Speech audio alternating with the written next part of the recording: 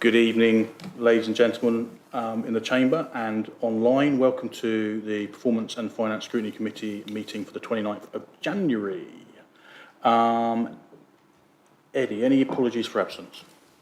Thanks, Chair. Apologies from Liz Noble and David Whitcroft. Councillor Dave Hoff is subbing for Councillor Noble, and Councillor Mary Glowett subbing for David Whitcroft. Thank you. Minutes of previous meeting. Are we happy with the minutes of the previous meeting? Okay, and happy for me to sign them? Thank you.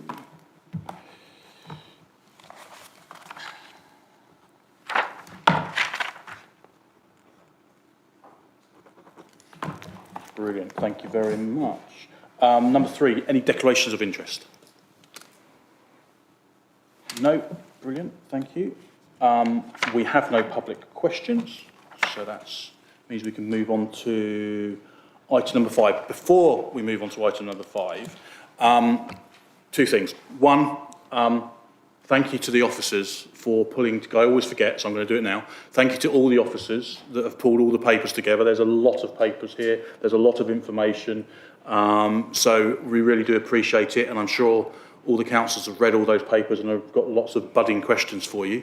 That's point number 1. Point number 2 is there is a lot of papers. There are lots of things to discuss tonight. What I would like to try and do, if possible, is give everybody a chance to have a couple of questions, and then, assuming we have the time to do so, go back round and ask others to ask questions as well, because I would like to get everybody to have ask questions, but I'm also conscious of the time. We've got the budget, we've got lots of different things to discuss. I will try and share it that we can do that. It would be helpful if we don't have long questions, and they are quite short questions, where possible, which would make that easy as well. Okay, with that all in mind, if we can go to the 2024-25 Financial Monitoring Report. Councillor McIntyre.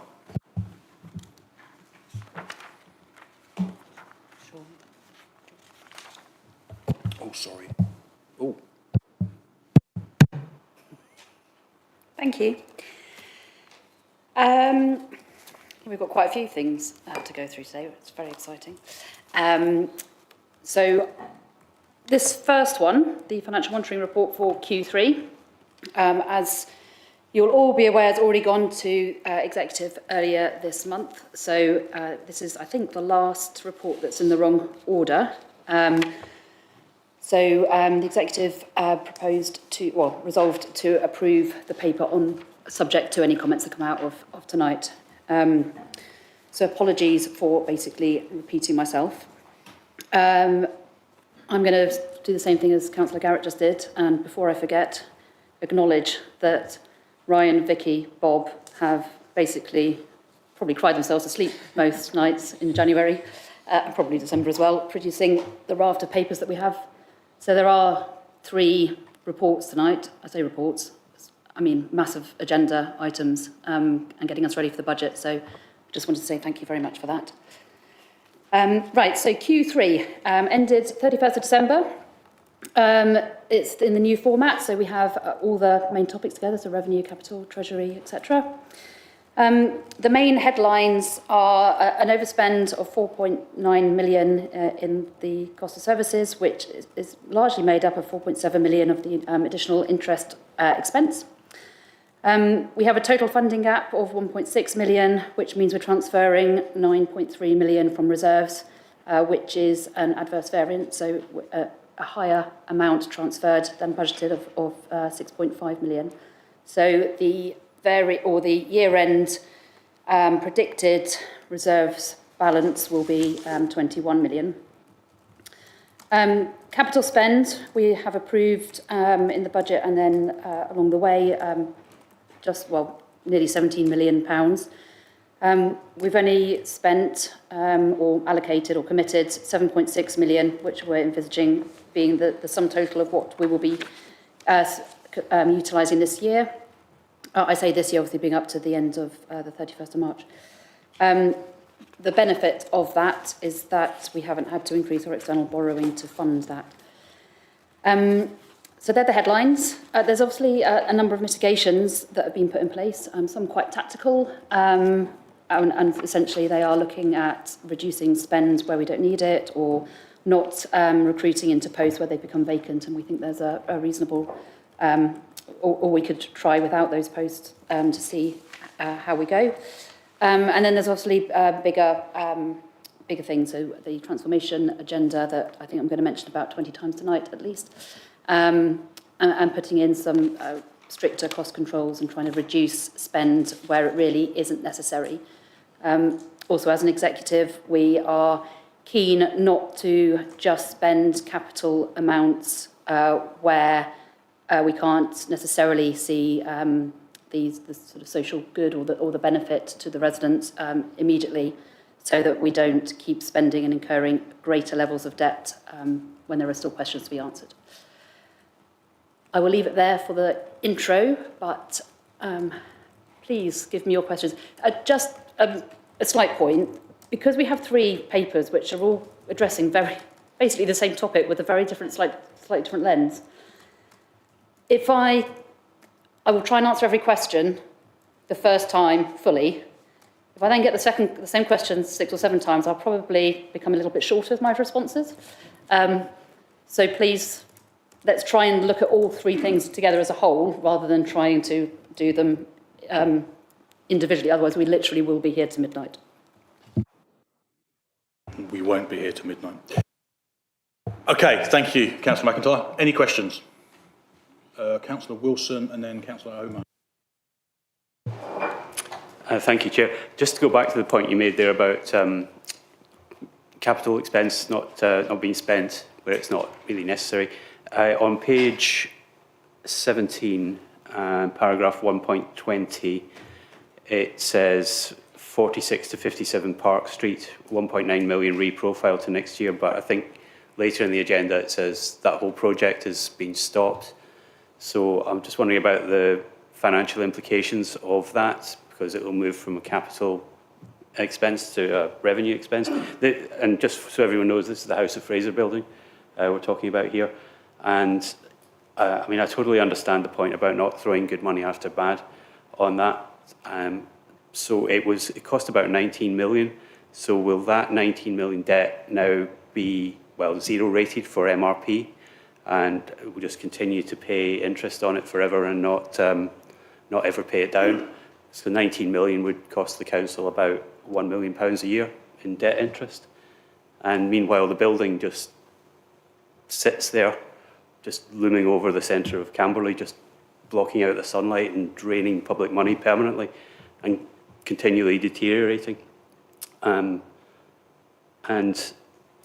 let's not forget, when it was purchased in 2016, the Conservative administration did it improperly. I'm going to stop in there. We've heard this in the chamber so many times. I said about questions. You've got your question. I totally get your question. We don't need to go through all of the history. I think everybody in the chamber knows of all the history. I'm sure everybody online knows of all the history. I don't think we need to go through it all again. Otherwise, we will be here all night. It's about whether people can be held to account for that, and whether the council Councillor can be Wilson, you have been transparent. more than regular in trying to hold us to account. I totally get that. I would appreciate tonight, because we will have other options to discuss it when we get to full council, when we get to budgets as well. You've given a question.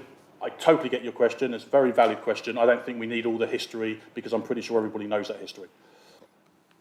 I did say early on that I'd like short questions.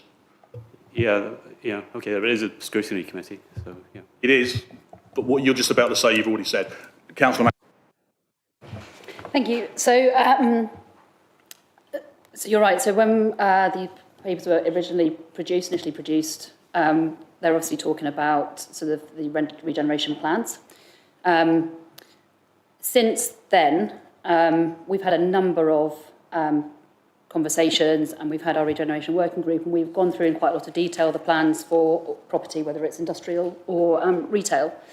I think it's the cost of keeping old buildings in a state where they are safe is obviously a huge financial burden. And everyone, I think, is probably going to have different views on whether or not we should divest, keep it, land bank it, get rid of the asbestos in it, not. There's a whole variety of potential options. And we, as we as a council and as part of the budget need to be really clear on what we are going to do and how we are going to protect the town centre, both in terms of the aesthetics, but also health and safety, whilst also bearing in mind the financial situation that we're in and wanting to be in a position that we can give a beautiful town centre to our children. So it is based on all those options and the amount of conversations that we're having about it. I think it'd be wrong of me to commit at this very particular point in time to exactly what we're going to do and how we're going to do it in the timelines. What we're not going to do is keep spending money on something that is we're not going to get much value from, or we're going to keep increasing debt, which serves no real purpose. So thank you for your question. I can answer that bit. I think Ms. Walfold is going to answer the MLP part.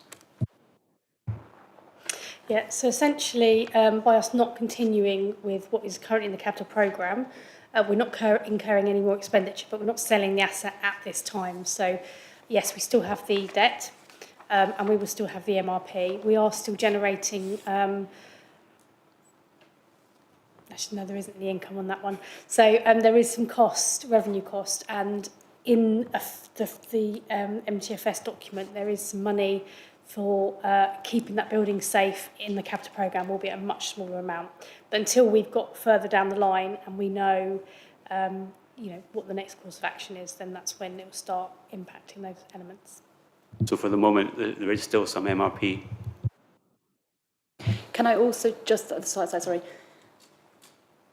when we sell an asset, any of them, the likelihood is that they're not going to be worth what they were bought for. And so whilst there might be a train of thought that says sell the asset today and then reduce our debt position and therefore lower than our interest expense, we are unlikely to get anywhere near the position where we can actually pay that amount of capital off based on selling that asset, right? So clearly there is one train of thought that says we have some assets there, they might clearly today be worth very little compared to historic prices. And therefore, why would you stay burdened with the debt and have no asset? Equally, as I said earlier, we have to maintain and keep that building safe. So, as I said, and as Ms. Wellfall said, we are intending to keep it safe, obviously, but I'm not going to commit currently as to what exactly we're going to do with that. I know Councillor Garrett enjoys the regeneration working group just as much as the rest of us. I was going to say, actually, just before I go on, yes, obviously I'm on the same working group, and we have discussed at length the options, various different options for said House of Fraser building, although it's now 4757 Park Street, it's not called House of Fraser building. And it has been, I think, frustrating, it's fair to say, but we don't seem to find anywhere. And I think, if I'm right, it's £50,000 a year, isn't it, we've allocated for the upkeep of the building. I'm not pulling that number out of mid-air, am I? Cool, thank you. Did you want to come back, Councillor Wilson? Okay, thank you. Sorry, yes, go on. Yeah, just also as a general point on these schemes, our debt is for the council as a whole. We don't attribute it to a particular asset. So if we do repay debt, it won't necessarily reduce that particular element of it. Thank you. Councillor O'Mahony. Thank you, Chair. I just have more of a general question. I know since the new administration came in, lots and lots of work have gone into the accounts because they were so misleading. How confident are you in these documents here in front of us today? Is it like 100%? 50? 40?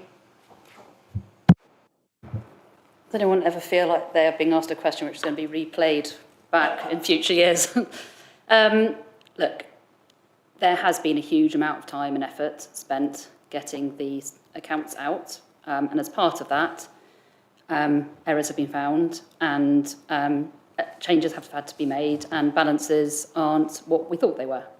But what that has done over the course of the last year has meant that the team and the new team that's in place have a really good understanding of where our money comes from, where it's going, and the levels of challenge that we have within those numbers. And we've now had an audit, which the Audit Standards Risk Committee will have the privilege of talking through next, well, couple of weeks' time, I think. So I am confident that the team are confident with the numbers, and we've got some good people giving sufficient diligence and challenge to the numbers that we're putting forward going forward. And a lot of that comes from obviously having an audit and having an audit opinion and having spoken to the auditors to understand their position and what they've seen and not seen. And because they are new, they can come in, they're always going to be the most critical in the first year, aren't they? So they want to make sure that they can blame the previous auditors if there's anything not quite right in there. But I think we are in a good position with some figures that seem to make sense and can tell a sensible story. It's just a sad story. Thank you. Councillor Wheeler. Thank you. Just a couple of very quick queries. I'm going to roll them all into one because I talk really fast. In point 1.23, it says the council has successfully been awarded 1.48 million towards the asbestos removal at London Road. Could you qualify where that is, please? Because I think I must have sat in a bubble. I didn't realise that we had asbestos at London Road, so it's the first time I've seen that. And the other query I have is the theatre rack works of 168,000. How many years is it going to take for our residents to have that amount repaid? I'm just mindful of your comment earlier that we don't want to throw good money after bad. That, to me, is a questionable expenditure, but I appreciate, with my colleague on my right here, that I'm likely to be harassed for making that statement.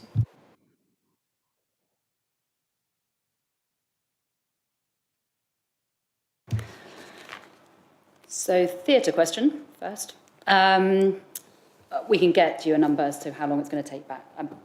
I mean, ultimately, the ambition with the theatre is that it breaks even, and that would include any of our capital costs. I mean, at the moment, with all the rack work, that's not going to happen, but the intention is that we get it to a position where it's not costing, we're not subsidising it. The decision to do that remedial work did come through executive, and it did come through P&F. So I think there was a lot of conversation. To your point, exactly, are we just throwing good money after bad money? But at the position that we were at that time, with the figures that we had to hand, and the understanding of our financial situation, it was deemed that the overall benefit to extend the lifetime of the theatre to a point before any of the other local plan regeneration housing developments are in place, that we wanted to support that. So that was that decision made at that point. Sorry, Councillor Wheeler, can you remind me what the second question was? The second question related to the asbestos in the London Road. Excellent question. It's throughout the premises, across the whole of the London Road block. I don't know when we knew about that or didn't know about that, but certainly since I've been a councillor, that's something that I've been aware of, and it needs to be dealt with. If I could just come back, Chair, just to say that you made a really good point there about that decision being made on our previous understanding of the financial position. I do really, really strongly feel that that's maybe a decision that we need to relook at and certainly question. Thank you for your comments. We will have a look at that. Councillor Rates. Yeah, I have some knowledge of balance sheets for businesses, but despite my studies, my knowledge of the way the reserves work on the council is a bit thin. So my question was really if the Park Street, what we call House Fraser, was sold and was no longer an asset, does that impact our reserve position? So effectively, does that get wiped off as a notional book asset?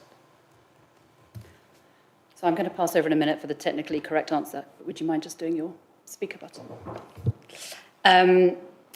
So the changes to our assets will all go through the unusable reserves, which come through our capital adjustment account. Just the capital adjustment? It is just the capital adjustment account. And so it won't impact above that line. So it won't impact the 21 million of reserves that we are currently quoting. That was the key point I wanted to understand, so thank you. Councillor Malvaganam. Thank you very much. I must say, I like very positive noises coming out, really, and sorry, Councillor McIntyre, rather than negatives. With regarding the asbestos, I'm a bit confused because I used to be in the property working group, the old property working group, on London Road this is, because I don't believe it's ever come up because when I was there, we had bought most of the property and there were surveys done. There was a large building, which I will not name, that seems to have it. So maybe it's referring to that particular building. So maybe it's my misunderstanding. My belief is that I have known through the property working group that there is asbestos in those buildings. I don't know, Councillor Garrett might. I'm looking blank because I wasn't 100% sure about that either. I think one of the buildings might have it, but I wasn't sure that the whole of London So Road then had don't it. quote me on that. I am not a specialist in this area. That's maybe I've extrapolated one to mean all. We will let Mr Stevens have a go. Thank you, Chair. I'll provide a headline and then I'll provide a written response, if that's okay. So the large block that we're all referring to, yes, there is asbestos there. There inevitably would be because of the size of the building. As I understand it, there are also small pockets of asbestos in other buildings, as you would expect. But I'll provide further clarity. Yeah, please. Okay, so I've got Councillor Nirmal Kang and I've got Councillor Glowett.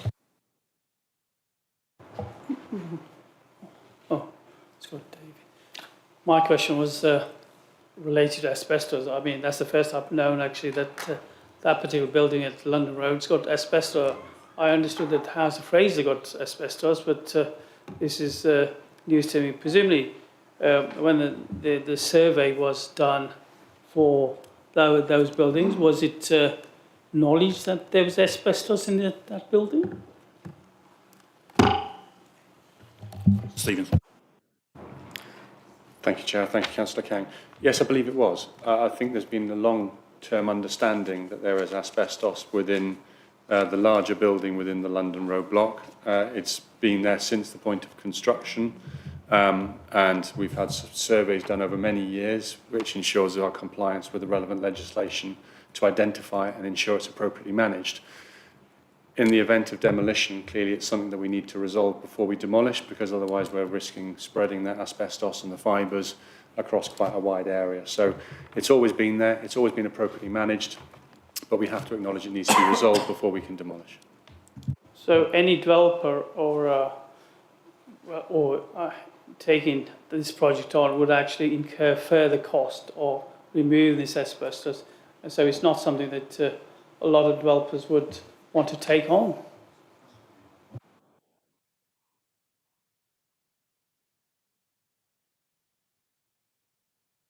So three of us are all talking across ourselves. We have the funding to do that work. So it's in our capital plan and we've got grant funding. To be very clear though, that funding has an end date on it and we need to have done the work and got it delivered. Well, not actually delivered, but the tender has to have taken place and we have to have committed to what we're going to do to make sure that we get that grant funding. And I know that all officers and councillors alike are very, very keen to make sure that happens. Agreed. Councillor Garrett.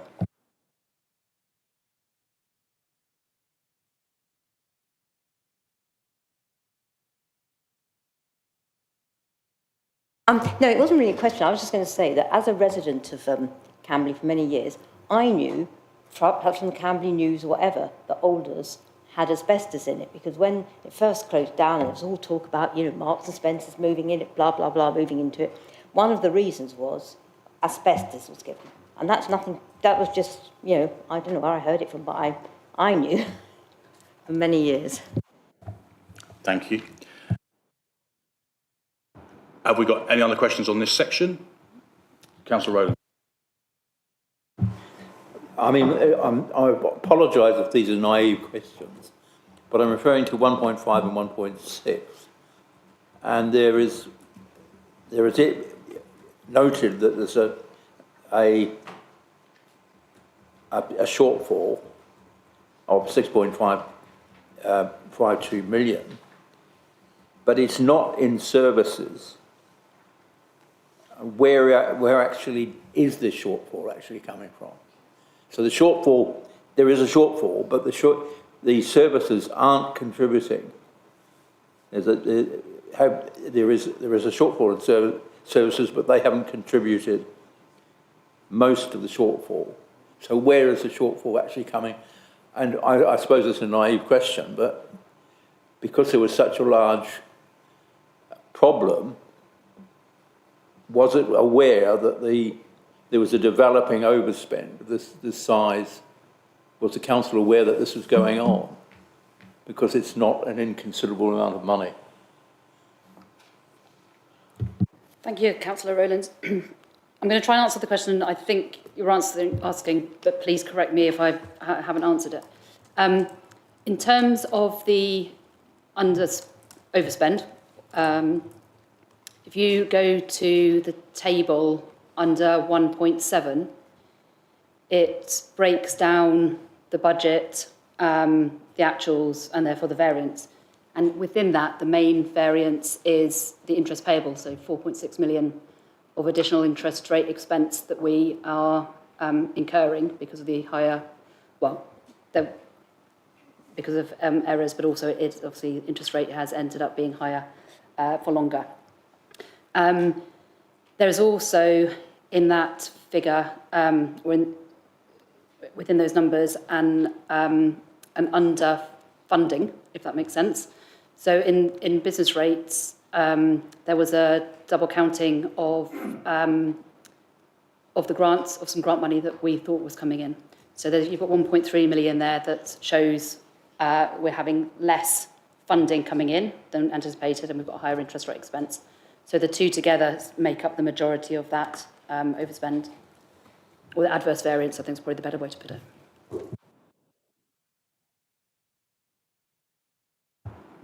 Thank you. You are just about. Go on, Ken. No, I've got some time. You were going to ask a question. No, I was looking at Councillor Wilson. Go on, Councillor Wilson.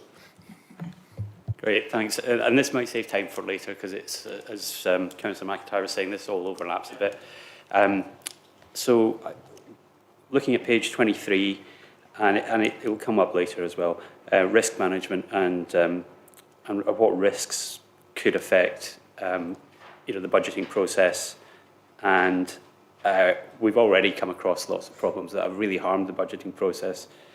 And most of that was due to, as you've mentioned, errors and omissions that have been discovered. So, I mean, when we voted for the budget, we had, as the point that Councillor Rowlands was talking about there, we were expecting to transfer 2.7 million from reserves to balance the budget, and it's actually going to be 9.3 million. So that's gone up by 6.5 million. And we were told at the time when we voted in February 24, and I've still got the document, that usable reserves were all broken down and they totaled up to 45.7 million. And now we're restating that as 30.6 million at the start of this financial year. So that's a loss of an unfavourable variance, of 15 million. So add them together, we've got 21.5 million of unfavourable variances in usable reserves. If something else like that happens again, that would give the council minus 4 million at that rate of change of reserves, so straight into section 114. Is that a risk that more of these anomalies will be found and, end badly for the council? So I think it's fair to say that with any process in any organisation, there's always the potential for errors and omissions. What we do know is that the reasonable steps that have been taken and the amount of work that has happened to get draft financial statements put together over the last year has identified those risks, those errors and challenges. We also know that had we known the true position of the reserves at last year's budget, we probably would, well, we would have made some very different decisions. So, whilst I don't think anyone can ever say with 100% certainty that it's all going to be error-free, there's a huge amount of human intervention in these, in putting together budgets and financial statements.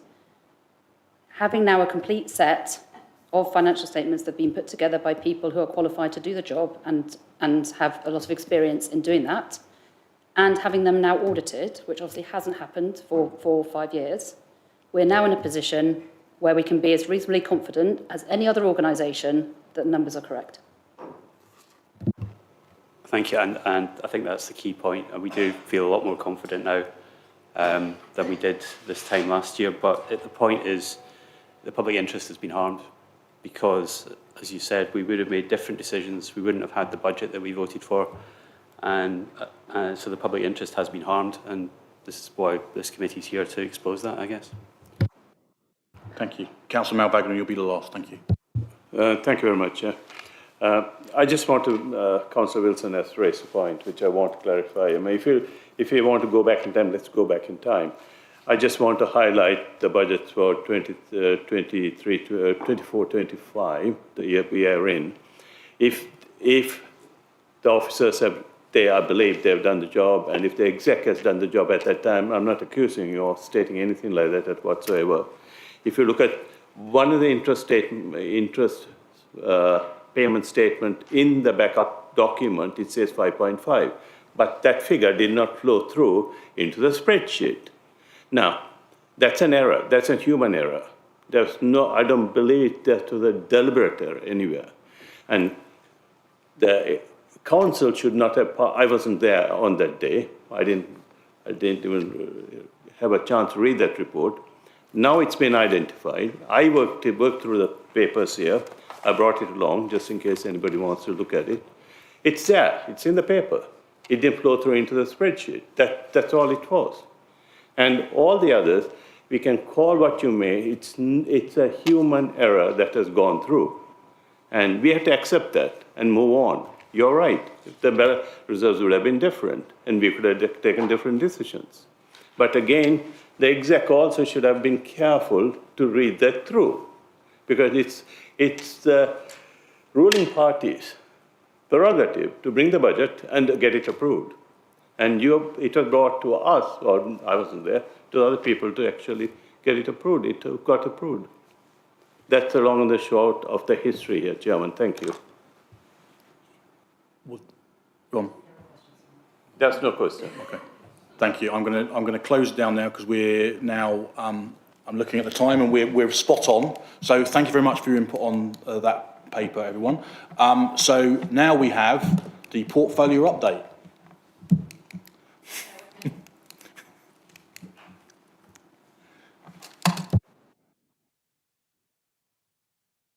Oh, yes, sorry, good point. Well done, Eddie. Just we have to note this paper for the records, and any comments that we have come up with tonight, because obviously it's already gone to executive, will be referred back to the executive. Are we happy with that? Okay, thank you. Have you got what you need? Copious amounts of paperwork. Okay, over to you. Depends on the questions, Councillor Garrett. Right, okay, so, sorry, just bear with me, so I've got the right report. Okay. Right, so the performance and finance portfolio covers finance and accountancy, which is largely the bit we talk about a lot, revenues and benefits, procurement, financial governance, performance management and customer services. So quite a large remit, which is interesting in that there's a lot of it being back office focused, but you've also then got the customer service, sort of customer facing element, which obviously is the face of the council. I'm not going to read through the report, because as Councillor Garrett said earlier, I'm sure you've all read it and digested it and have got lots of questions. But really, I just wanted to call out a couple of things. So obviously the finance team has gone through quite a transformation over the last year, which I'm not really going to dwell on because we've talked about that a number of times. But there is a significant amount of work, and the volume of work that they have had to put in, whilst also forming a new team, is obviously quite instrumental for us as a council, and should not be underestimated. In this year, they have published all the draft accounts. They have had to deal with an outgoing auditor who sometimes has thought about auditing our figures and sometimes not. But has actually also had an audit delivered, and we're all, as I said earlier, going to be getting to talk about that at ASR. They've had to go through, obviously, quite an internal process of challenging themselves and the numbers, and putting in better processes to ensure that, as we've talked about a few times, that either errors don't occur or we understand the impact of things. The transaction team have delivered efficiencies and strengthened controls throughout their, by implementing an enhanced system and making sure the processes around that support it. I'm not going to talk about the MTFS and budget because that's the whole of the next report, so I will literally be duplicating myself again. But as part of this report, I just wanted to point out that inflation is clearly still too high, although it is coming down. The certainty over central government funding is still too low, and clear direction from the local government reorganisation, I think, is completely absent, although I know there are a number of conversations going on behind closed doors, but not sufficient enough to allow us to actually put anything into numbers. All of these things contribute to a really difficult place to be when you're working in finance. As a general rule, I know we all see the repercussions and all get to challenge the numbers, but we do need to recognise that for a finance team, this is a really tricky place to be when looking at the future is, well, I didn't come up with a good analogy, actually. I think it's impossible. The procurement team have established, the procurement team has been established, and they're supporting the services with processes being rewritten to ensure that the implementation of the Procurement Act, which is effective from the 25th of February, is adhered to. Our revenue and benefits team are also doing an exceptional job. They collect pretty much all of the revenue that's due to us, but they also support residents to ensure that the people that are the most vulnerable or need help are given that support. So just a quick thank you to the revenue and benefits team. The performance management team have a tough job, especially at the moment. They have to maximise value through efficient processes, generally, keeping us on the annual plan target, which is a challenge. And now they are driving the transformation agenda through. So I think we should also recognise the amount of work, the amount of stress, the amount of challenge that team is currently going through. And as I said earlier, the customer service team is the most visible part to our residents. There are KPIs which have been developed, and we'll be able to sort of track performance through those. And that's really important because our customer services team are obviously also facing challenges. So staffing levels impact what they can do all the time. The demands placed on them to be increasingly efficient is obviously is challenging. But they continue to put our residents first and are significant ambassadors for us as a council. And I have to say, the diligence and the care and the empathy they have for our position, but also wanting to support residents is really quite remarkable. So essentially, everyone in the finance and performance and customer services team, big thank you. I think you've done an amazing job for the last year. Don't think it's going to get any easier. But I feel comfortable and confident that we have the right people to move us on to the next part. Any questions? Thank you, Councillor McIntyre. I'm going to ask a question first, but I've got Councillor Malbagadam as the first one. My question relates to page 30, 2.13. A lot of effort was put in by the team for the audits. I know that because it's been going on so long. Yet BDO was still unable to complete an audit. and I know it's coming to audit and standards, so I don't want to go into the diatribe that will end up, because there'll be a lot of discussions on it there. Are you able to summarise as to why, bearing in mind we had lots of deadlines to hit, that it didn't happen? A shortened version. My view, it's a personal view, I have only the absence of audited accounts to go on, is that I don't think there was ever any intention to hit any deadline. I think my personal view is they had insufficient staffing levels and therefore confidence to be able to put their name to anything, and just took an unprofessional way out and left it. So just to clarify and not putting words into your mouth, and correct me, the audit was not completed for anything that Surrey Heath and the staff that you've just spoken about did wrong.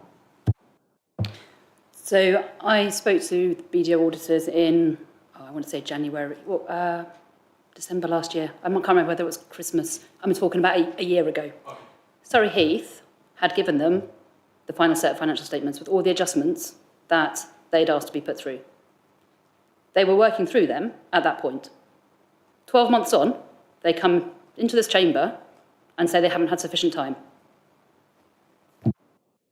Thank you. I'm sure that'll be discussed at length, audit and standards. Right, Councillor Malvagadam and then...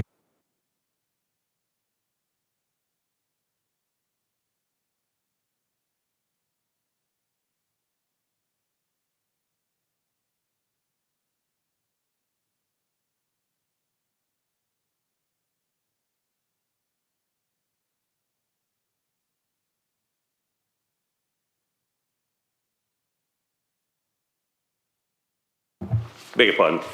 Let me start, because I want it recorded so the staff know we appreciate the hard work you do. They do, and of course, Councillor McIntyre, who's actually been working with you all to get this paper done. And I really do appreciate that you all have gone through and put a team and a job spec, in a way, for everyone to follow through. That brings me on to an important point here, Chairman. External audit and accounts. Now, this falls under the finance exec's position. So should a finance exec sit, because it's audit, should the finance exec sit in the audit and standards and risk committee? That's for the CEO and the legal officer to answer. But I want to raise that point today, because it would be unwise for the finance exec to sit in that committee. That's my point of view. Carrying on, having said all this, I also agree with Councillor McIntyre. BDO, I've dealt with him for 4 years, had no intentions of signing off anything anywhere. Before the 23-24 accounts, I was there dealing with them. It was impossible. Every time the accounts department gave them something, they came back 6 months later, did it, and added 10 more items. I think they bid for the audit very low, and they were trying to push it along up until the day they were leaving.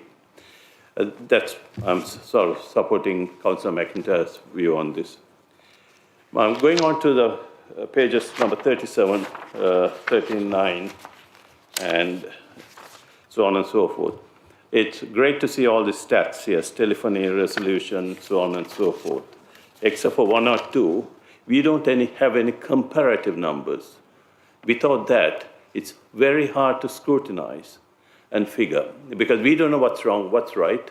Although at the back we have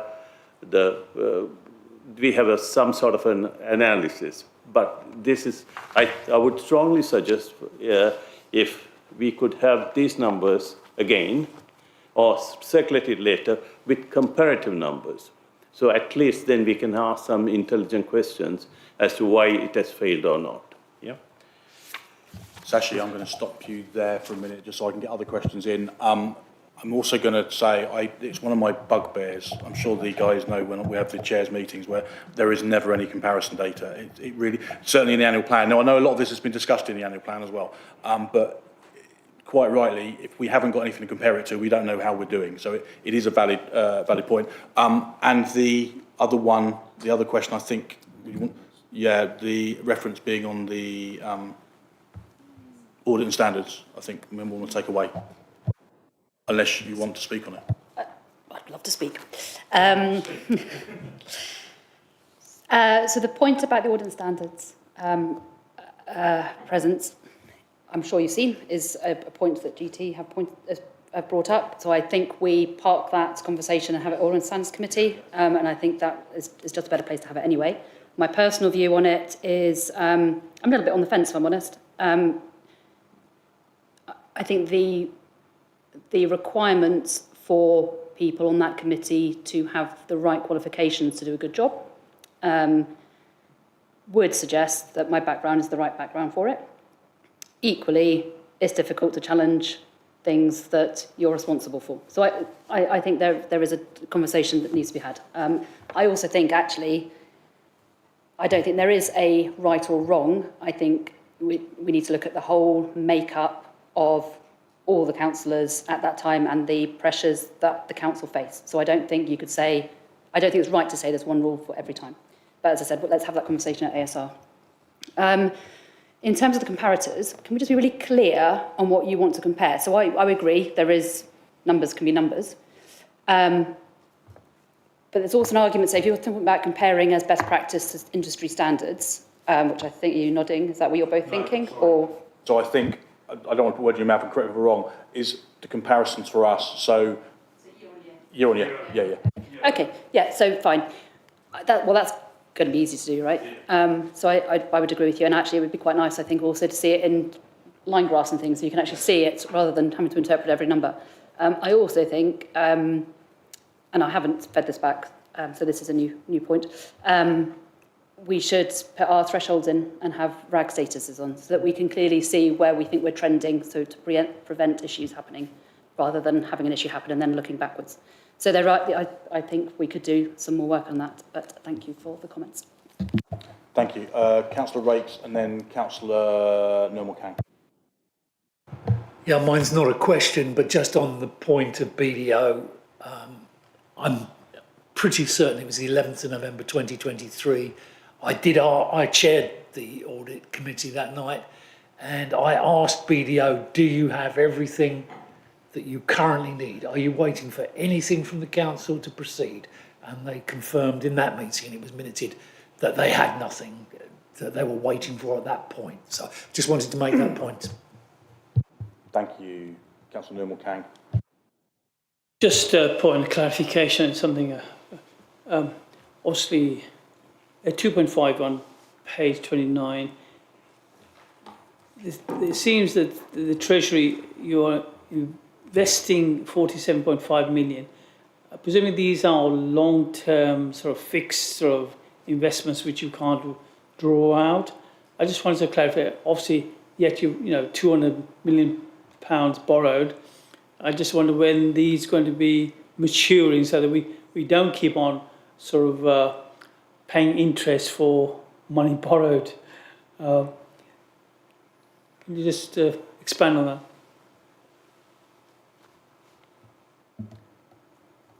Yeah, no problem. The majority of that is liquid in our money market funds, and the reason it's quite high at the end of December is because I'm sure it's been said in the past that February and March is our cash famine period, if you like, because we don't get the council tax in. So historically, district councils tend to borrow more at the end of the financial year, and because of it being a little bit more difficult out there, interest rates being higher, we borrowed some in advance for those months. So we didn't have the big hike in interest rates at the time. So we wouldn't ordinarily have that amount of borrowing, but it is all in liquid money. It's nothing's longer than, there's not much longer than 3 months, to be honest, anyway. But most of it is, we could access it tomorrow if we needed to. Councillor Wilson. Thank you. I've got 3 very quick questions, but do stop me if I go on too long. First one, page 29, 2.8. As a layperson, it's quite difficult to understand what this is referring to. It's, I won't read it all. To ensure record keeping is fully integrated to the ledger system, it had to be shelved in an alternative supplier. is it possible to describe what that is to a layperson? I think I read about it in the Grant Thornton audit report as well, so it seems like it's important. Second one, page 32, 2.26. You mentioned the new Procurement Act, the 2023 Procurement Act. How will the changes in that Act affect the work of the finance team? And final one, page 34, at the top, it's the local council tax support scheme, and it mentions 3.5 million of council tax foregone. I'm assuming that is foregone by all the recipient authorities, not just by this authority. Thanks. Thank you.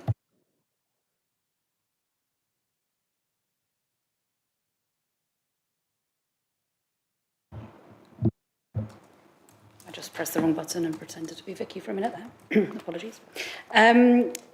So in answer to the cash book, I mean, the ledger system is basically an electronic trial balance. So when you do accounting, you've got to have balancing figures. So there's always a double entry and they've got the ins and outs. And when that clearly needs to balance for our accounts to work. But you also then need to have what's termed a cash book, which allows you to input into that ledger system. So it's basically an input tool to help, it's the invoicing, it's the cash part of it.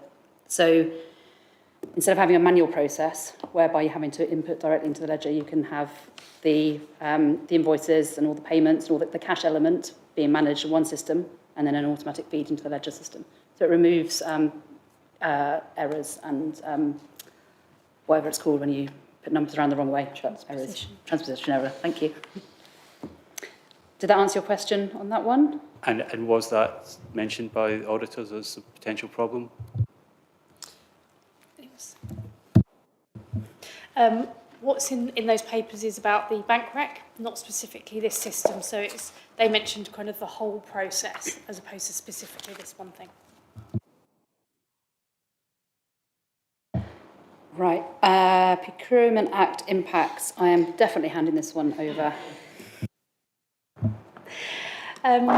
There's quite a big change in the Procurement Act, and a lot of it is around different notices that you need to provide, and it's more around the process of procurement than anything else.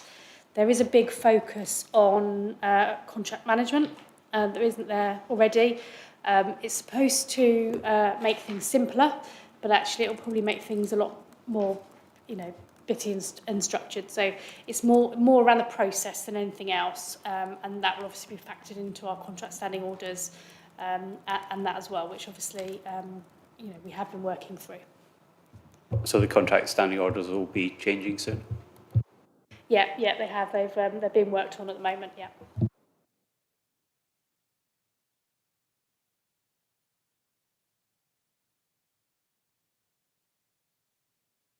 And then, so the local council tax support scheme amount foregone is just our amount. Okay, so that's 3.5 million foregone by this council? Yes. All right, thank you. I didn't realise that. No one else got the hand up. I know I shut you down. Did you have some more questions, Councillor Malbagan? No. Okay. Anyone else? Okay. Thank you very much, team, the double act over there. That puts us on to annual review, budget and medium-term financial strategy. Rolls off the tongue, doesn't it? Over to you, Councillor McIntyre. Thank you very much. Clearly, this is the highlight of this evening. Okay, so medium-term financial strategy covers the budget for 2025-26, and it forecasts the following 3 years. Clearly, those 3 years, and actually, in fact, the first year too, really, has a huge amount of uncertainty in there. The macroeconomic environment, the political environment, internationally as well as nationally, the local government reorganisation, the national shopping trends, or lack of, the cost of living crisis, individual and business tax changes. They're all topics which affect our residents in their own pockets, but they also affect us as a council. And therefore, the pressure on our services is as high as it's ever been and will continue to be.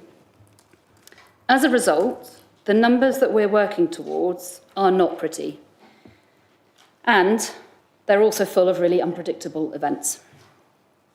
So this budget and the MTFS is designed to support the most vulnerable residents where it can. And it continues with the user pays philosophy that we talked about last year for discretionary services. And it includes investing in sustainable, efficient and effective services that we must provide under our statutory obligations. It's our intention to ensure that we've done everything we can, however painful, to prevent the power being removed from the council and its residents when the Commissioner would arrive following in any Section 114 notice. The MTFS is full of numbers, so I'm not going to regurgitate it, otherwise you will all fall asleep. And I'm sure you've all read it with interest. But the headline statement is simple. Our income is below our expenditure, and even without the property portfolio, that leaves us with very few levers that we have to change that. Government funding, or rather the lack of, is dwindling all the time, and because we're seen as an affluent borough, it's unlikely to change. We simply cannot keep up with the cost pressures, and as a result, our reserves run out, or are predicted to run out, in the second half of 26-27. So we're doing everything that we can to prevent that happening. And the transformation programme, which the officers are working extremely hard on, will go at pace and will deliver significant savings. It will be hard for our people, our residents, and councillors across the chamber. But I ask everyone here at PNF and in the chamber in February to look forwards, be collaborative, and to vote to preserve our ability to work for the residents and prevent that Section 114. So to finish, I know there will be questions on the transformation programme, which I can't answer tonight, and the reason being that the pace is fast. We are working on that, or the officers are certainly working on that, all day, every day, and we want to be able to give you details that are right and valid and have been agreed on. So that will come through future executives, PNF and at the council. I also wanted to thank Mr Stevens, who is navigating a particularly stormy set of seas at the moment, but doing so with humility and being outcome focused, that he fights for officers and residents alike, whilst committing to deliver the hard change. Ms Kipling, Ms Bainbridge, Ms Welsfold, and Mr Watson have all done a huge amount of work modelling, looking at options and looking to see where the savings can be made. It is hard for everybody. No one's enjoying it, and there's a significant amount of work that lies ahead. But the MTFS is being produced to make those, the size of the challenge transparent, so everyone can be very clear on what has to be done, and hopefully get agreement across the chamber where we have to make really hard savings to protect the core of what we're here to deliver. Any questions? Before we start, just echo points earlier. We're going to have 3 bites of the cherry of this one, I think, because it goes to executive in February and it obviously goes to full council. So if you don't get a chance tonight, I mean, we've got a big whack of time for this, to be fair, so I don't think it'll be a problem. But if we don't feel you're not going to get a chance to speak about it, because we're going to have another 2 bites. So I think then it was Councillor Mavagadam, Councillor Kang, and then Councillor Wilson.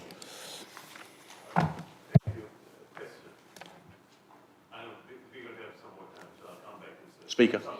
Question. We'll come back to my other questions later on.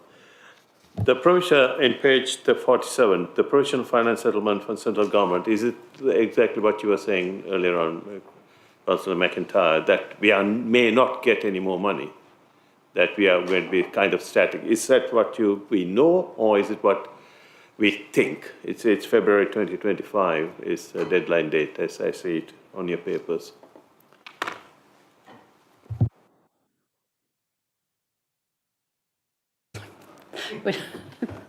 Which one of us is going to answer? So we haven't had it confirmed yet. So it is provisional, but it will be confirmed. The numbers in here are based on a a sensible belief of the outcome, but until they're confirmed, we obviously can't put the figure in. Okay, Councillor Normal Kang. Yeah, I'm looking at page 10 of the supplementary. I mean, you've sort of said that this reserve, 21,000, 12,600, etc. How confident are you? I mean, what sort of variation? Because on one of the papers, on the first paper, it says the reserve was to be confirmed. I mean, what sort of like variation is in that reserve figure? I mean, it is something not easy to forecast, but in your viewpoint, are these figures near enough realistic, or are they some, yeah? So the to be confirmed is because the budget is using opening balances as being the forecasted position off the back of the Q3 figures. So they can never be confirmed until the financial statements are produced and they've been audited. So there will always be an element, if changes go through, they will have an impact. But in terms of massive swings, I would be very surprised. So, I mean, that is the same as any organisation. You have to find a set of numbers of which you are basing your future forecasts on. And we have seen, and is in the first paper, Q3 figures that that you then forecast for the year-end position tend to be really quite similar. So Q2 ends up being a bit variable, but Q3 tends to be quite reliable. So there is no reason to suggest that they would be substantially different. Just so in layman's term, we seem to be having to pay off a large amount of our income in debt. And this debt had incurred, I mean, I think this council was okay at, say, 2015, but due to sort of some bad decisions, we've acquired this debt and we seem to be servicing it. So how much of the proportion are we, because this reserve is going down because you're transferring money to basically pay off the debt. Could you put it in layman's terms? I think you've just done a very good job of explaining that, Councillor Kang. I mean, at the end of the day, if you took out the property portfolio, including the debt that we're paying, or the interest we're paying on the debt in order to purchase said property, our income is still below our expenditure. Our expenditure costs are increasing all the time because you've got all the contractual inflationary pressures, which we cannot match with our levers to generate income. Yes, the property portfolio is the nail in the coffin, and we are not going to be able to get away from that because we have got long-term loans that go on for 50 years. It's a fact of where we are today, and we need to find a way to minimise the impact on our residents and our children's future, as well as making sure that Camberley is still a nice place to live, and Surrey Heath Borough is a beautiful place where people want to come and enjoy themselves. But you are right, we are paying a lot of our revenue out on interest expense. In a nutshell, the key drag is that we're paying this debt off, that's diminishing all our money down the drain.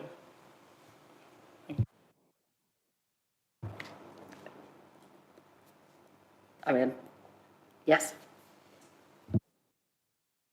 Councillor Wilson. Thanks. And that point that you made earlier, Chair, about how we're going to get more cracks at this report, there's a few points I thought might be errors, and if I just list them and then ask a question. Because I've also listed some as well in my thing. So overlap. if they're just errors, do you want to just send them in as an email? I mean, I'm happy for you to take them. I just would like to, maybe I can mention one of them then, because it's on page 46, the prudential indicators. I think the financing costs are only the debt interest. So that line, I think, should... What page is that, 40?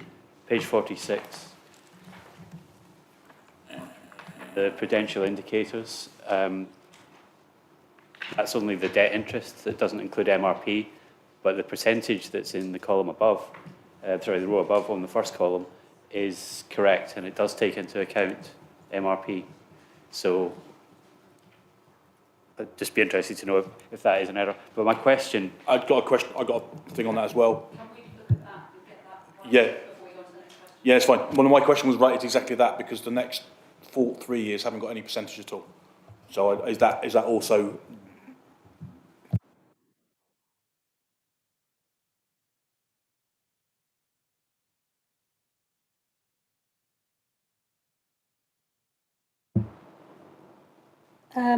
Yes, so the financing cost, that is just interest, and the ratio of net financing costs is does include the MRP as well.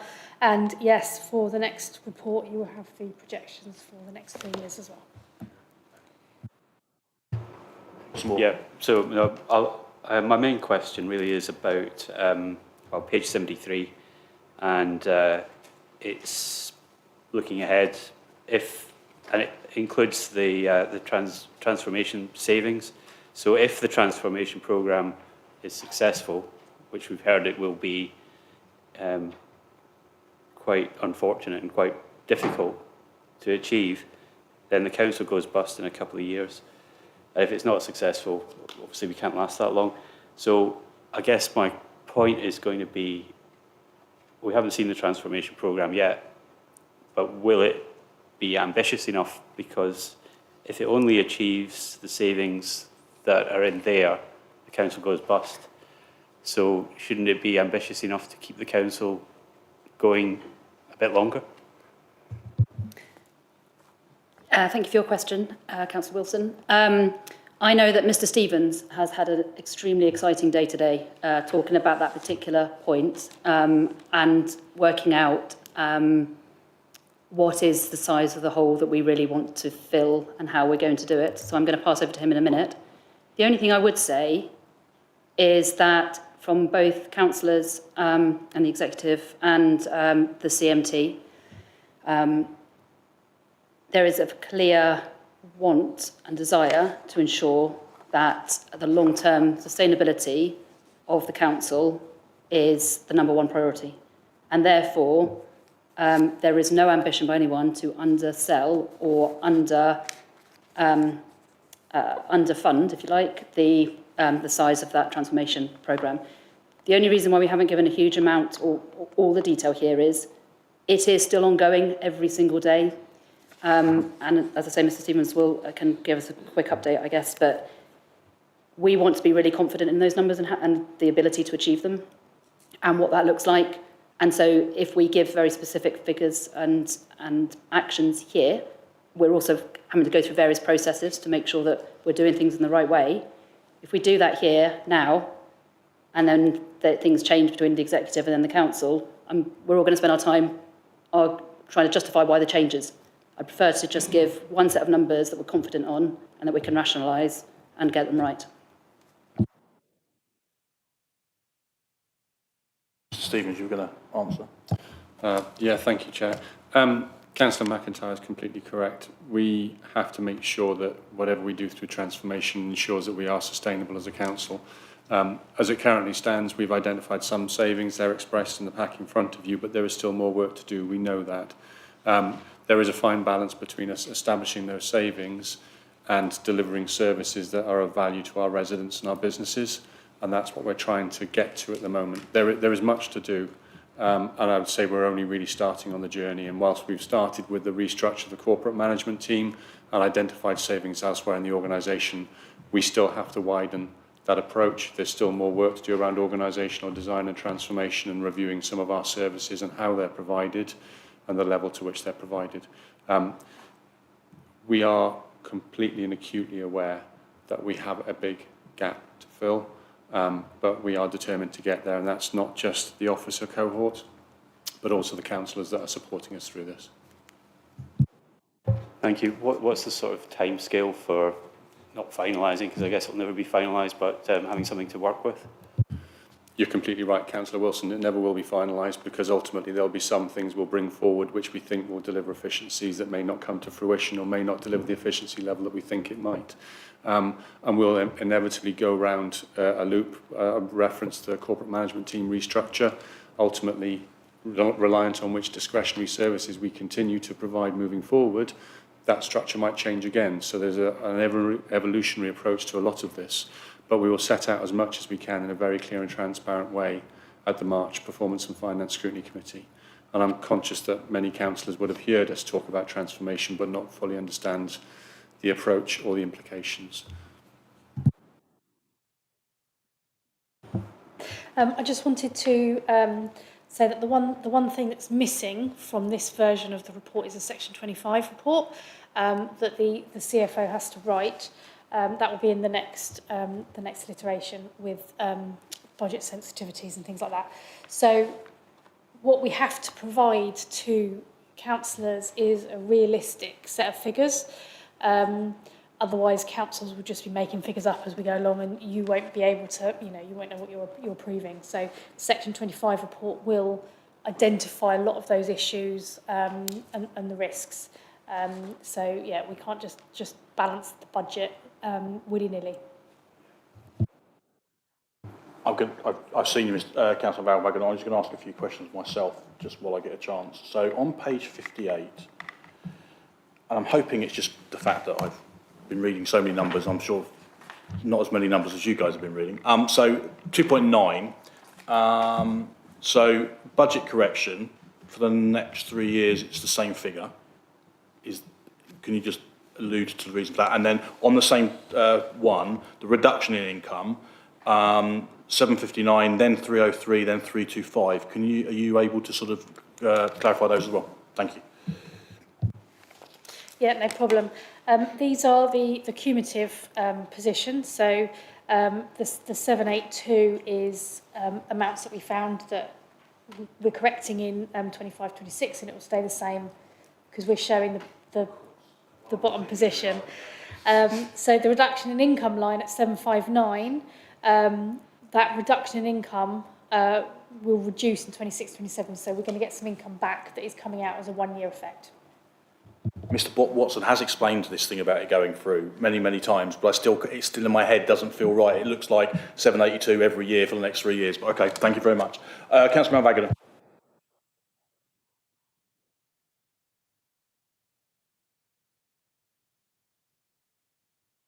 It's a world of magic being an accountant. Thank you very much for this. Well done again. Good report. I've got a point here to make, which other councillors have laboured over the last 2 years. If you look at interest payable line, beg your pardon, page number 73. So this actually, hopefully, will put a stop to this entire saga that went on at the Audit and Standards Committee. If you don't mind, Councillor McIntyre, I just want to point it out to other councillors here. It's if you look at page 73, interest payable line of for 24-25 is 2110. I don't want an answer. I don't want to. It's actually make a statement. Audit and Standards Committee meeting went through this painfully the other day, and here is the answer. If this figures are given in a columnar format, it could have been identified earlier on. That's a point I'm making. Of course. So 100% agree with you, and that was picked up at the time, and the understanding was that it had been taken out of that line and put into the service lines for the interest relating to the interest that the service lines need allocated. So I agree with you entirely. It is blindly obvious when you look at it. It was a question raised, and it was a question that was answered legitimately at the time. Thank you for that. I just want to make sure that it doesn't keep coming up over and over again and keep thrashing our council here. Actually, I want to also go back to the point, I think, was it Councillor McIntyre, you had actually said, and Councillor CEO mentioned as well, growth and savings line of 1.5 million, yes, which is a detailed schedule here, which I think is fantastic to have.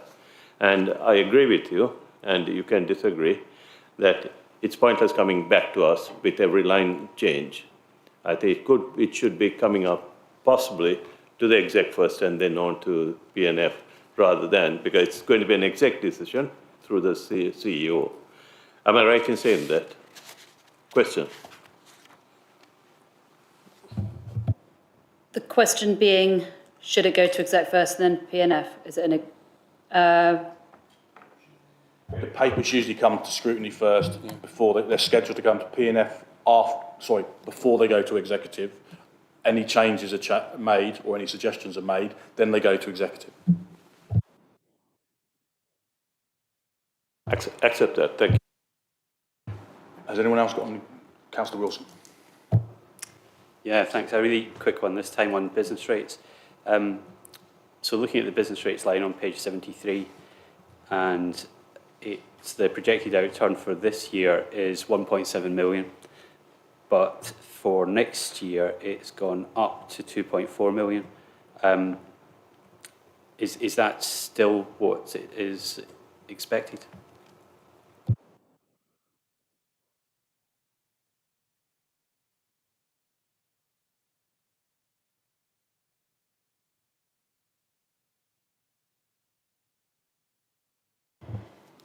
short answer is yes. Just off the back of that, I know we had a conversation about the business rates and the adjustments. Is that an actual figure that's correct? Does that include all the things that we've had to adjust in the figures we've got in the company? Okay, thank you. So I've got two more questions, while if anybody else thinks of anything else. I'm looking at page 71. And I just want to throw it in there. I know what you're saying about funding is there isn't any. Would it be worth, I'm looking at local government reorganisations. I know some district and boroughs have put in their budget an amount of money for reorganisations. And I know we haven't got any, but could you just clarify that point? Yeah, so there clearly will be an element of the transformation budget which will take into consideration what comes out of the LGR. We need to, as we heard earlier, make sure that the budget is set with realistic figures. It's really difficult to have realistic figures when you have no information, or no decisions, or no timelines, or any clarity. And we have seen what's happened in the past, where a few people in a room talk and then make decisions. We're not going to do that. So if we decide, once we get more information, if it is something that's new and is not, cannot be covered by something we've already got from that transformation programme or something else, then we will do it in a really open and transparent way, and it will come through PNF and it will come through exec, and we will make sure that everyone understands the impact. But I'm sure that Mr Watson and Ms Welsford would also not want to put in some random figures just to make sure we can say we've got something in. Thank you. And I've got another question based on page 84. I think it's actually on 84 and there's more alluded to on another page. It's the knowledge and skills point. It's a point I brought up in PNF before. I think I also brought it up when we were talking about, when we were doing the internal review. As a school governor, annually I do a skills audit. I don't think I've ever done one as a councillor. I think it may be something that we maybe should do. It's just a personal opinion. And it alludes to that in a certain way there anyway. But I just want to make sure that's the route that's going down, because obviously there is a lot of experience in this room in various different areas. And it's something that I don't think is captured anywhere. I'd love to see a skills audit, wouldn't you? Yeah. So I think it's very sensible, but also it goes back to the point about ASR. And we do need to make sure that we are making use of the skills and the knowledge that we have across the council for all of our committees. I think it's also, though, really important to acknowledge that councillors don't become councillors because they've got a specific skill and have an ambition to do something. Or some might, but it's not normally what happens. people stand to be a councillor so they can be a mouthpiece for the residents. And I would never want somebody to feel like they don't have a tick box skill set, which then requires them or encourages them not to stand up and be a voice for the residents. So I think we just need to think about how we do that rather than use it as a where is our gaps and how we're going to fill them type approach. Agree, and that's not what that's not what I meant, but you're quite right. Okay, Councillor Newman-Kang. I don't know whether you can answer this. Sorry, Councillor McIntyre.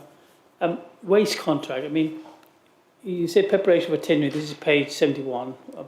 Obviously, the local government organisation just below it. I mean, the Surrey County Council are responsible for disposal of the waste, but Surrey Borough is just responsible for collection. So what? And if there is going to be this reorganisation, when does this contract start, or does it? Why are we sort of tendering for something which county will have to take over? Could you do? So obviously we don't want to preempt who will have responsibility for what going forward. But the waste contract is being tendered because it needs to be re-tendered at this point in time as normal course of business.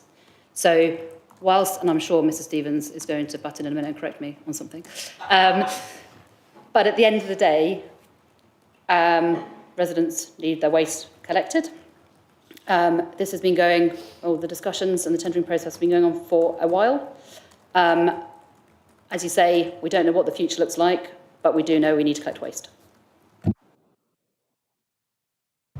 I would never dare to correct Councillor McIntyre.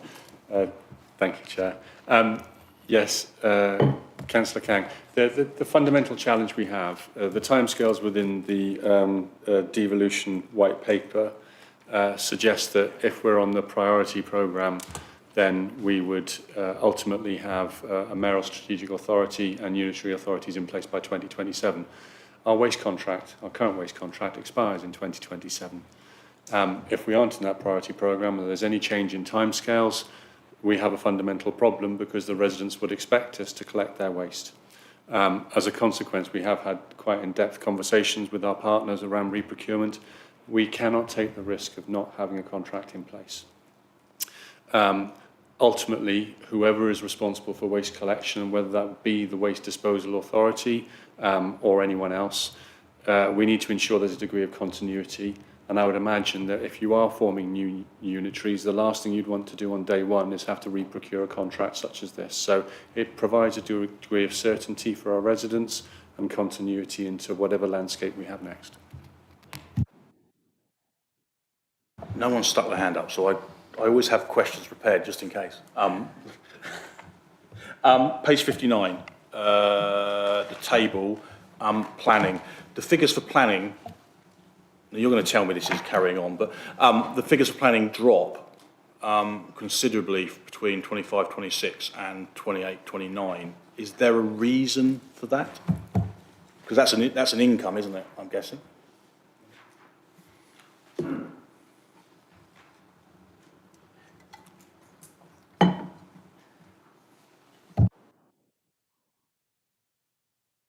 Or I'm reading it wrong.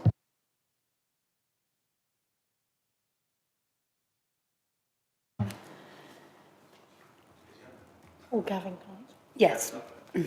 Well, so those numbers, so numbers in brackets are income. So that's not income. No, because the one property and economic development is below, which should be generating income. Okay. Otherwise, we have a real problem. Okay, so it's a cost then. So it's definitely a cost. So the costs are reducing, and Gavin, I'm sure, will expand on that. But it will be a marriage between reduced costs or higher income. Gavin, are you, as if by magic, are you able to just clarify that? Did you hear the question? Can you just advise me of the actual the number and the page again, please? Yeah, so it's page 59.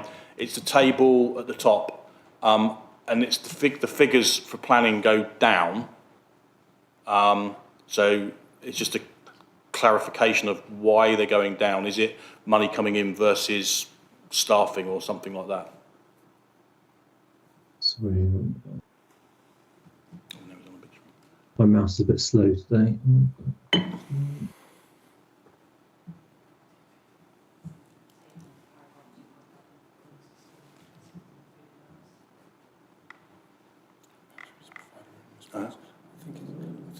So, is that the 461,340? What you're looking at here? Sorry. Yes, exactly that. Yeah.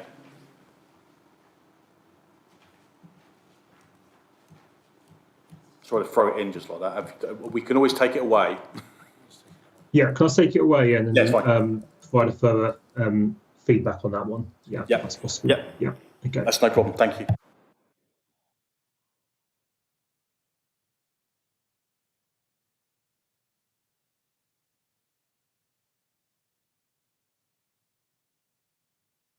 Save it for another meeting then.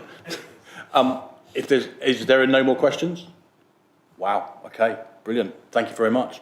That means, is that your last paper? Is that your last paper? Okay. So that's fine. We can move on to the draft annual plan then, and I'll say to you, if you want to go. Sorry, Chair. Oh, hang on. You almost got away. Just go on. Before the meeting finishes and Vicky and Bob leave the meet, I must say the paper is fantastic. Very well presented. Thank you so much. It's very clear. Everyone I truly understood. I hope the others understood. It's easy to read. Thank you very much again, Bob. If you're still listening, yes, you're there. And to Vicky and to your team, thank you very much. They are certainly a lot clearer. And even I can understand them, even though I can't understand when a figure goes along a line. It's anyway. I probably will never understand that. Okay, so in that case, if you want to go, you are more than welcome to. Brilliant. Okay. The annual plan is always exciting. So, which one of you two ladies is presenting? Is it Miss Kibling or Miss Bainbridge? It's me, and Sarah is my able support as always. So, just to introduce this item, the annual plan is our key vehicle for delivery of our council strategy. And as you know, it's linked closely to the budget, and that's why we hear it at the same time.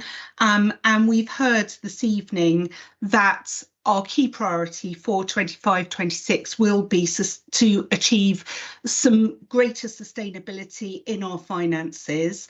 It's also the driver of our organisational performance, so all our appraisals flow from it. You know, as I say, we've heard about budget issues this evening, and clearly the annual plan needs to be achievable. So when Sarah has been helping to produce this with the heads of service and the chief executive and strategic director this year, we have had our eye on achievability. We've got two key priorities in 2025-26. One of those is transformation, and the other is likely to be the local government reorganisation, whatever that looks like. And of course, we know details of that are, light at the moment. You'll see in the covering report that there's been some suggestions to make differences in KPIs, and that links directly to the action to undertake service reviews. And the reason we're going to be reviewing our services is to create both capacity in those services and savings within those services. We have some pretty big targets to achieve next year in terms of savings. As you know, our service owns the production of and monitoring of the performance of the annual plan, but the annual plan covers all services right across the council. And so whilst we'll endeavour to answer questions on other services, we may have to ask other heads of service directors and the chief executive to chip in on those, but we will do our best. So I would just open it up to councillors to ask any questions. Thank you. Thank you. I'm going to ask I'm going to make a comment, and this will come as no surprise because I think I made it last time, and I think I might have made it the time before. We seem to be very March 26 heavy on this with all the deadlines. I get that obviously we're at the end, that's the end of a municipal year, but is it realistic to have all of these targets, sorry, they're not all of them, that's not fair, a lot of them in March 2026, which is obviously at the end of the I mean, it might be very, very valid, but I was conscious as I was reading through it, there are a lot that are all in for that day. I'm not expecting you to answer it straight away, it's just a comment. Yeah, I think that is a really valid comment. And yes, indeed, Councillor Garrett, you have made that point before. We'll certainly review it really closely to see whether it is a much better plan when we spread targets throughout the year. So we will review it with that lens in mind as it goes forward. So thank you for that suggestion. I'm sure Ms Bainbridge will take that away with her. Brilliant, and I know it comes here a couple of times anyway, and I know by the time it gets in next time there will have been lots of changes. And the only other thing I would like to make before we go to questions is Eddie passed me a little note, referenced my question on the councillor skills audit. It was a suggestion, maybe it was something we could put into the annual plan in some way. Obviously we can discuss that, because I totally take on board Councillor McIntyre's points, but if that's something we could maybe put in as well. Brilliant. Thank you. Okay, so I've got Councillor Malvagadam, then Councillor Nurmakang, and then Councillor Wilson.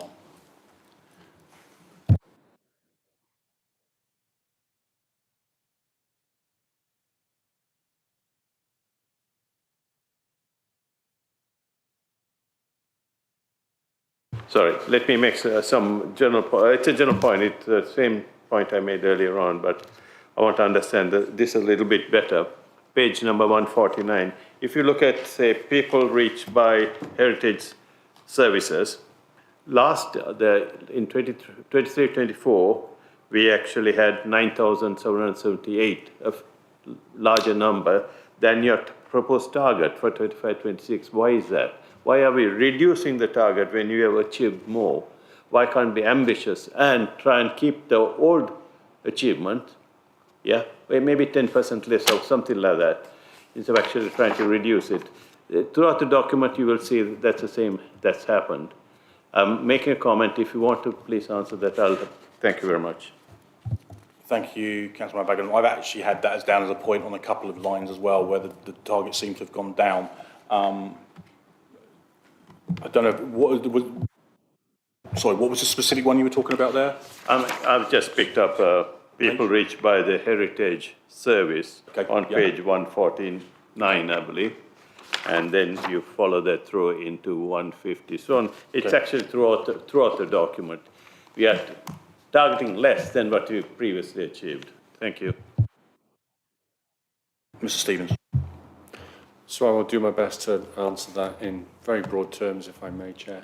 I'll come back on the heritage point specifically, Councillor Malvagadam. I believe there is a justification for that, a very firm one.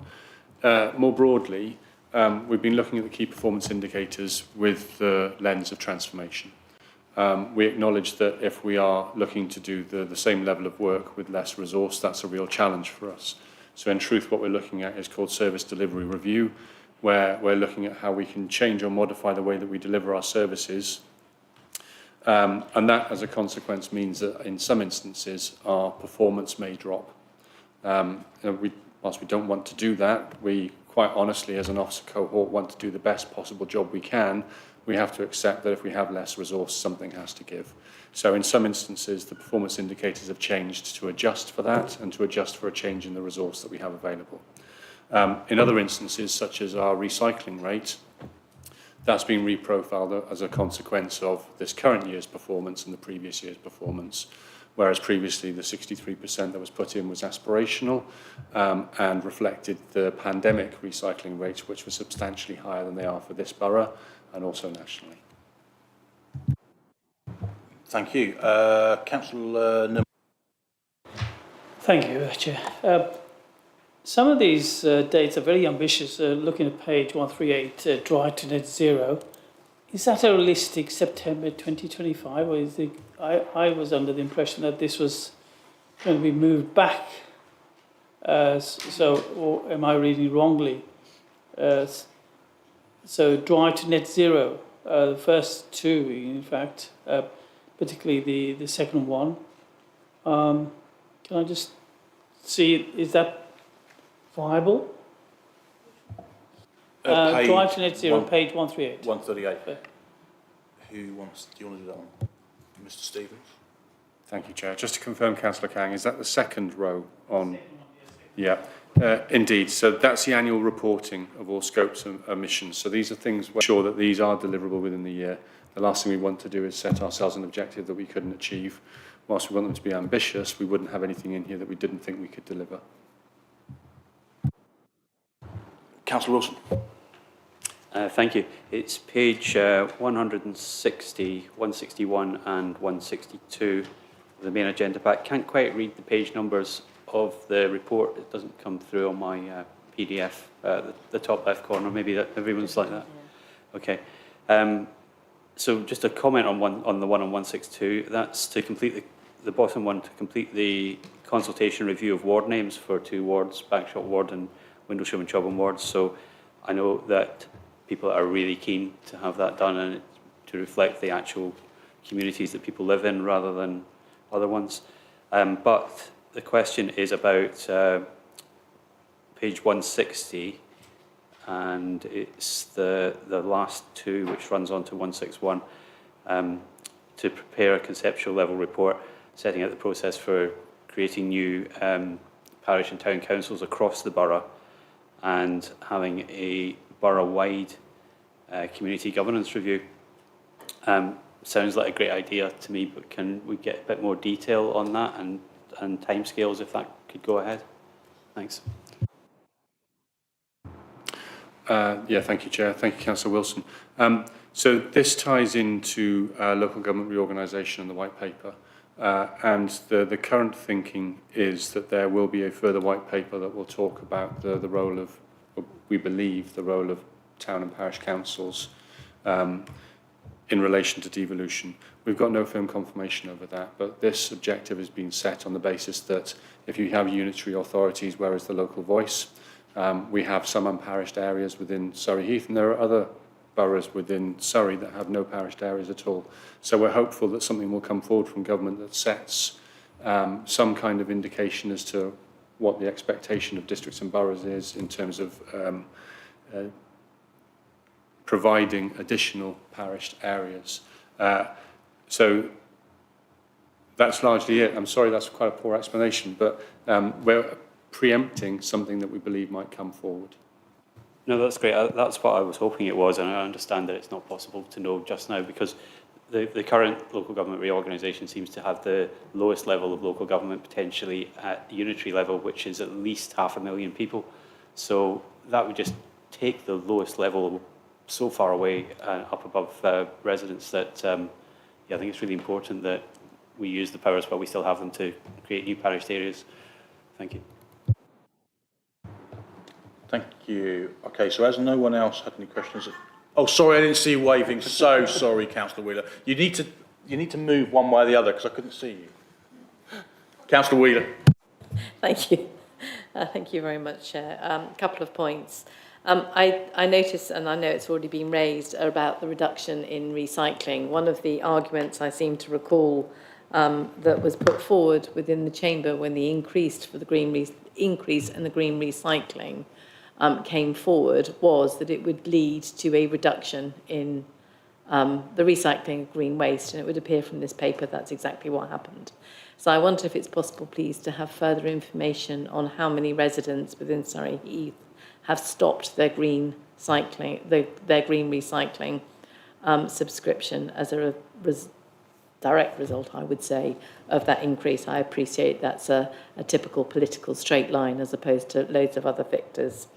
So that's point number one. And then the other point is the programme of improvements to enhance the villages and more rural areas while supporting businesses located within these areas. And I think one of the things that actually does prevent people from wanting to invest in the villages is the constant and increasing flooding within those villages.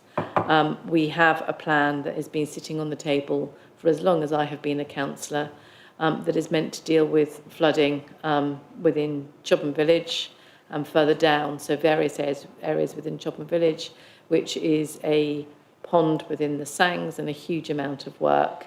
I have been battered around this subject by the Environment Agency, by Natural England, by the borough, by county, and yet we still don't seem to be able to bring this plan forward. I originally was hoping that it would come forward before the end of this term. I'm kind of hoping it's going to come forward before I die. But I have to say I haven't got full confidence in either. So it would be lovely if that could come back, because we're not going to support a vibrant village if people can't get into the village because the roads are flooded. Is that you again, Mr. Stevens? That is me, Chair, yeah, thank you. So taking the last one first, apologies, I don't have a current understanding of where we are with that particular project, so I'll ask Mr. Purden to provide an update to you if that's okay.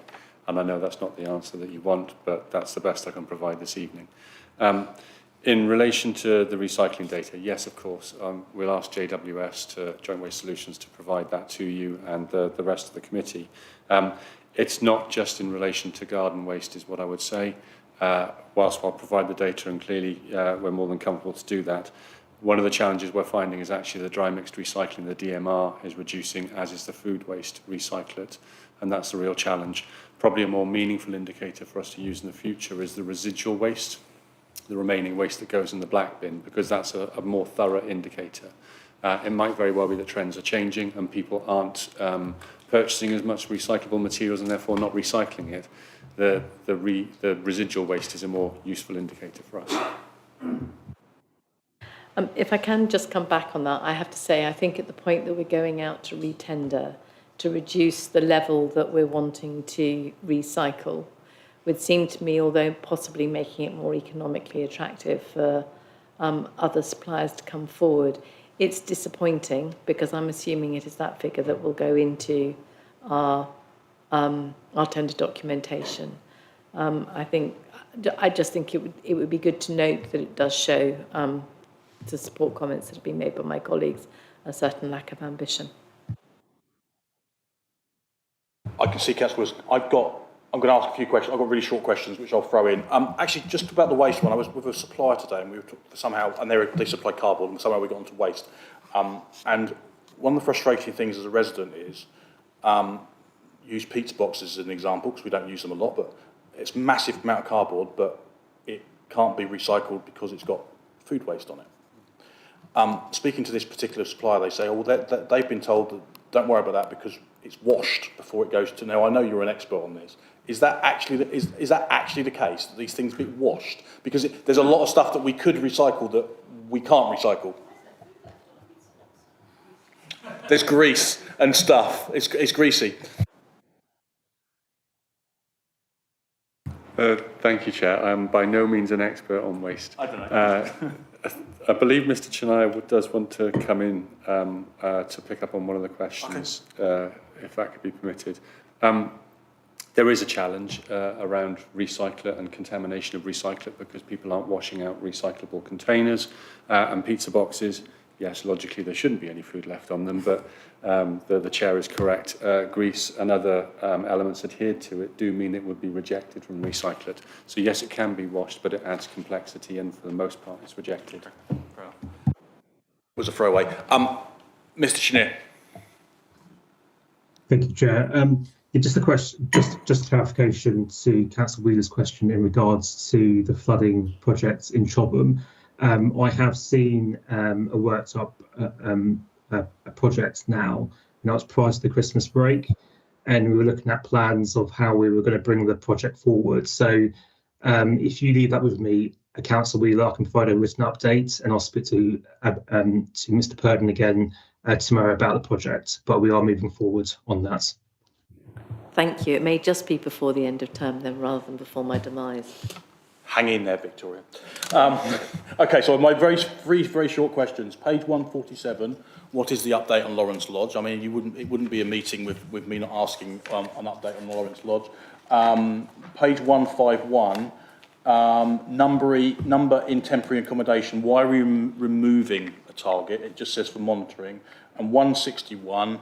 Financial training for councillors waiting until December. Is there a particular reason why we're waiting until December? page, well, yeah, that made you wake up, didn't it? 161, I think, unless I made a note of this, I'm just making sure, 161, it says somewhere, I'm not missing, yeah, financial training for councillors and officers, December 2025. So I was just sort of wondering if it's something that maybe we could be bringing forward earlier, if all those questions went in. That would be lovely, yes. Oh, I thought you were going to say but.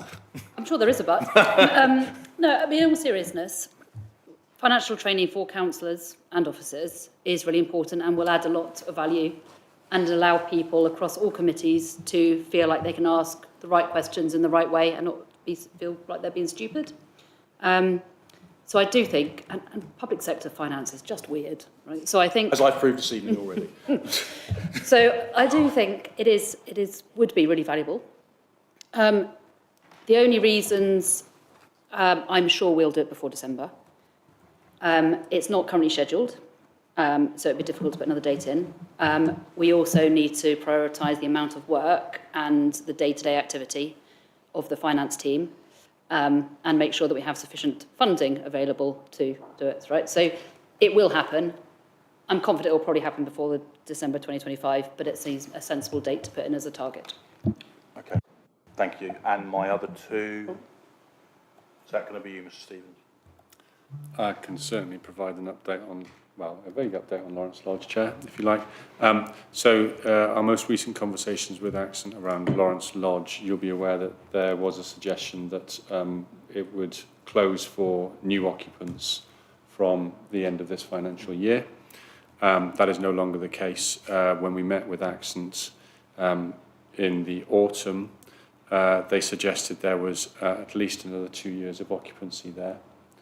And whilst they're having conversations with the planners around their current planning consent, that still, as far as I'm aware, is the case. I was on planning when this came through. I was pretty sure we put a timescale on how quickly they had to do that, and Mr. Chenier or Mr. Stevens may remember that, because I thought we gave it, it was originally for X period, and I think we extended it because they came back. I can't remember what the figure was, but I got 18 months in my head, and I don't know if that's a figure. I can't recall the exact figure, Chair, but we'll come back on that. We have had conversations with them about what material commencement looks like to ensure that consent remains live. Because I'm pretty sure as a committee we made it blatantly clear that if they didn't start within that date, then there would be a problem.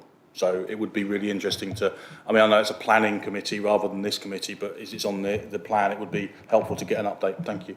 And the target for temporary accommodation, which was page 151. We've seemed to have dropped it. Where is it? Temporary accommodation. Number of households living in temporary accommodation. It's the third section. So we have a target for last year, and we're removing target from monitoring only. Is there a particular reason for that? Thank you, Chair. I cannot recall, but I will provide an answer on that with Ms. Bainbridge's support to refresh my memory, because I would have been involved in that one. Just to confirm, Mr. Chenier has said they have 3 years to implement the consent at Lawrence Lodge. Is that 3 years from the date of the agreement? Yes. Okay, thank you. We're getting close then. Councillor Wilson and then Councillor Wheeler. Thanks. Yeah, I've got a question on bins as well. Surrey County Council are withdrawing their functions and funding from the Joint Waste Solutions, the part of it which is the Surrey Environment Partnership. The decision's been called in. What sort of effect is that going to have? Are people going to be TUPE'd over to Surrey County Council from this council, or what? Thanks. Yes, thank you, Chair. Thank you, Councillor Wilson. So yes, we are the host authority for Joint Waste Solutions, who administer or carry out the work on behalf of the Surrey Environment Partnership. So around about 50% of the officer cohort within Joint Waste Solutions are allocated towards SEP. And whilst there is a splitting of roles in some instances, that's the broad concept. Around about half of the funding and half of the resource is linked towards representing the 11 districts and boroughs and the county around recycling initiatives. Unfortunately, yes, there will be a need to 2P staff from effectively Surrey Heath or Joint Waste Solutions to the County Council. Those conversations are ongoing, and the dates that we are working towards, whilst we feel it is ambitious, we've been asked by County to achieve this by the 31st of March.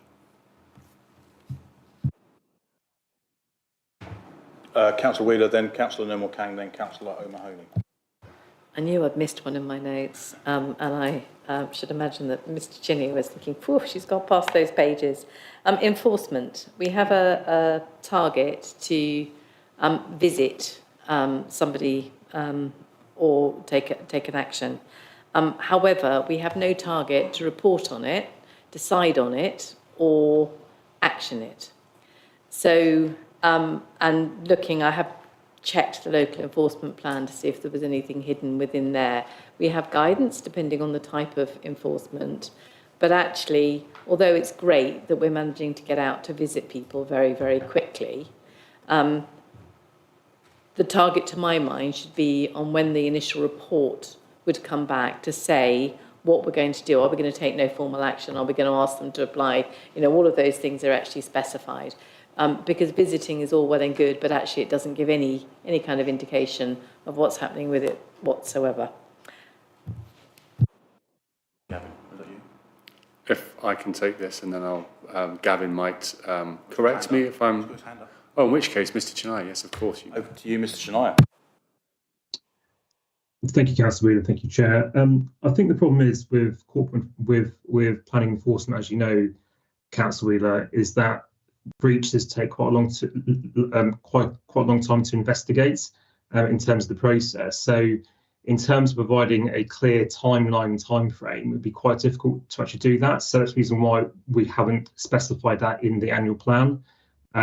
So I think it would be very difficult to put a timeline on that. I mean, as you know, we do report back to members on a quarterly basis in terms of updates on breaches, planning enforcement. So that's what we would continue to actually do in the future. But actually putting a specified time frame, I think would be very difficult to quantify that. Mr. Stevens. Just like to add, if I may, Chair. Councillor Wheeler, you and I have had conversations around the system that we use for reporting, or in fact for logging, our case management system for logging enforcement complaints, along with other elements of the activities that the Council carries out. The key thing here, Mr. Chennai is completely correct. Some cases take an incredibly long time to resolve, and others can be quite quick. But the key thing from my perspective is the dormancy of a complaint. So inaction really shouldn't be tolerable.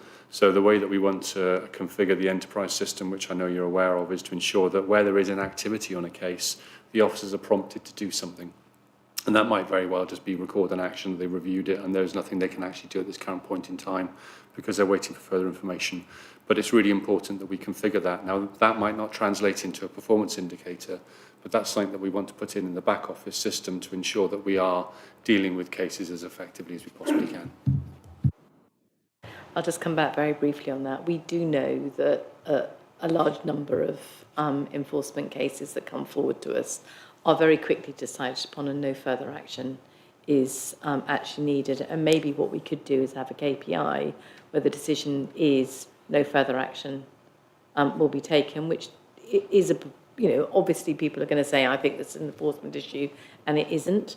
That maybe we could look to make the decision on those in a very timely manner, because that also stops mind clutter in that they're done, they're dusted, they're out the way. Mind clutter is a fair point. I think the challenge is having enough information to be able to make a decision as to whether or not it's expedient to enforce or not, and that's what can take time, and that time clearly is dependent on the nature of the case. So we've got Councillor Nomal Kang, Councillor O'Mahony. I've got two very short questions, and then we'll bring this section to an end and we'll go on to the next part. Thank you. Councillor Nomal Kang. H161. I welcome, as councillor for financial training, I'm always open to training any aspect of. But what I'm would like to say is that councillors can be train, become experts in, but they rely on robust, reliable, timely and accurate data. And so what are the systems to ensure that those are in place before councillors and can make decisions, the correct decisions? That was a statement rather than a question, yeah. Okay. Did you want to comment on that, Councillor McIntyre? Are we specifically talking about finance or just generally? Because I think it's a fair statement across all service lines, isn't it?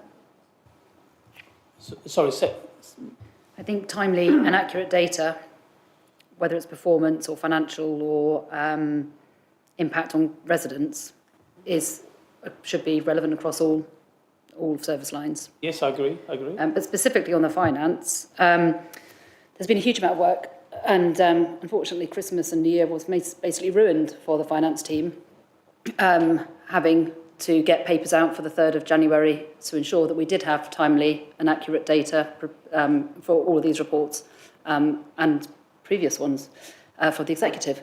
So there's been a marked ambition to ensure that the data is coming as quickly as it can after quarter end.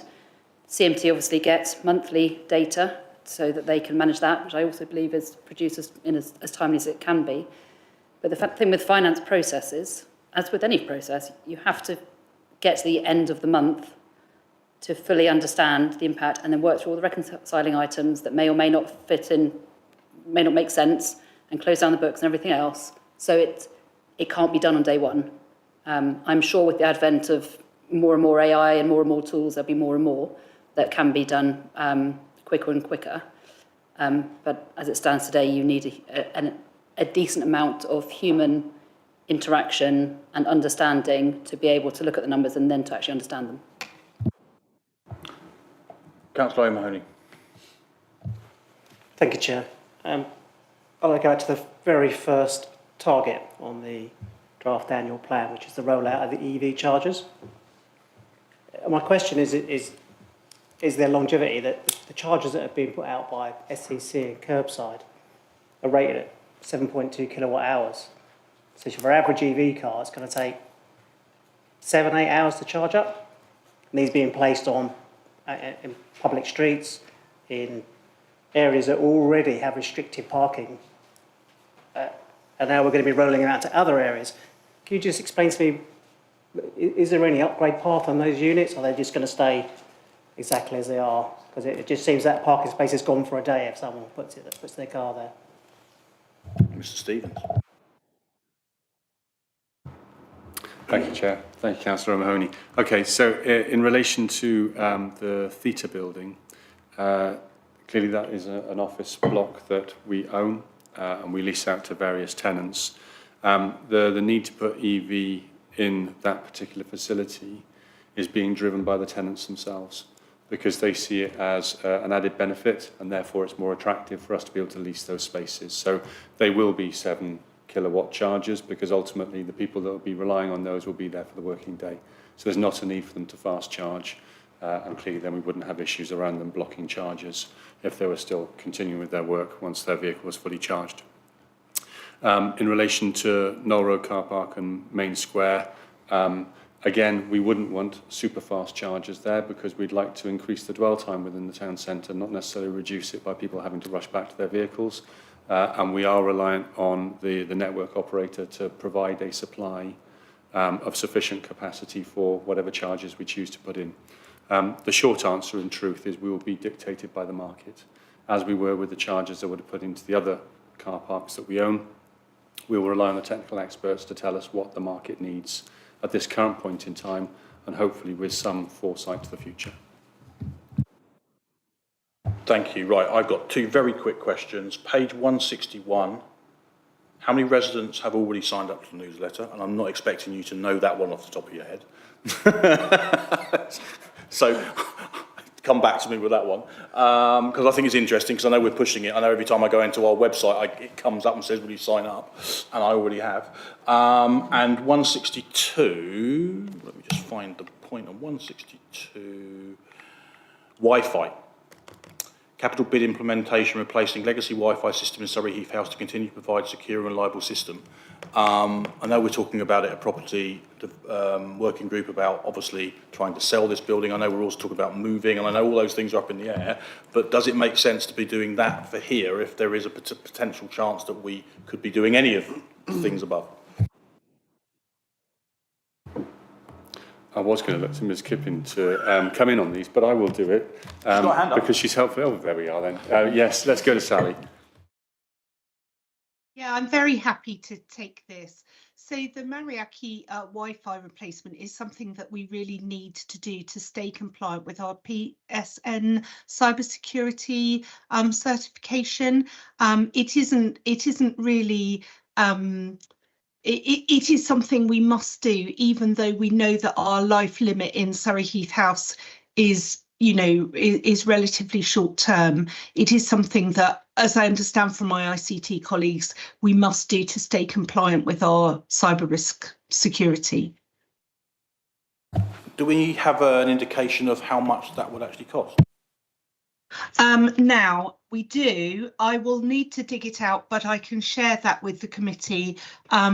It's something that I would want to look into and then share rather than just give a rough figure, if that's okay. That's fine. I'm just throwing them at you. I'm not expecting you to give me an answer straight away, Sally. That's fine. Thank you very much. Right. Once again, thank you to the team for pulling this together. I know this document, and I know going back to something that Councillor McIntyre says, because we've had to reschedule these meetings and they bring these to this meeting before it goes to executive, the timeline for getting the papers out is really quite tight. So I appreciate that you've been able to do that and bring it to P&F for us to obviously be able to scrutinise it and work through it.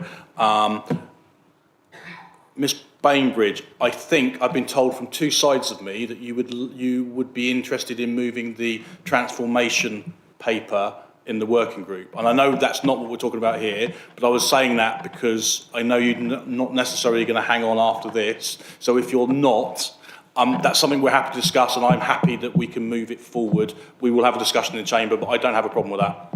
Great, yes, we'd like to bring it to March if that's possible. Okay. As long as you think you can bring you reckon you can have it done for March? Yes. Okay. Yeah. Thank you. That's not relevant to this paper, but I know that once we've finished, you don't have to hang around then. Okay, so if no one else got any other questions, thank you very much, team, for your work on that one. That takes us on, earlier than scheduled, Councillor Finan-Cook, to portfolio update, resident services and communities.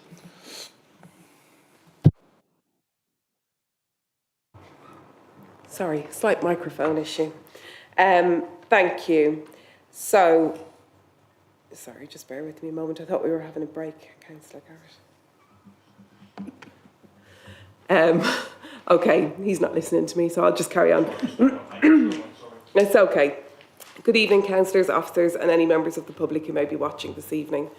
I appreciate that there have been some meaty agenda items, and so I'm grateful for your attention to the Communities and Resident Engagement Report, which is before you. Of course, this report is coming to the committee later than scheduled due to the recent by-election in Old Dean. I don't intend to speak for very long given the hour, but I just wanted to take this opportunity to acknowledge the great work of our officers in the various teams who have contributed to the smooth running of the functions within the portfolio.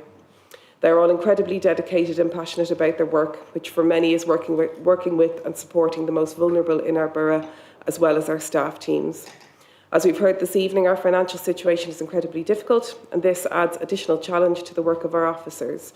So I would like to thank them for finding opportunities for savings while still fulfilling their roles so diligently, particularly as they are working against the backdrop of the prospect of devolution and all the uncertainties that currently holds.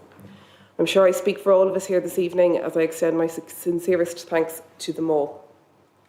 The portfolio covers the following areas: corporate employer, organisational development, community services, corporate safeguarding, equalities and diversity, family support, grants, refugee assistance, voluntary sector and community partnerships.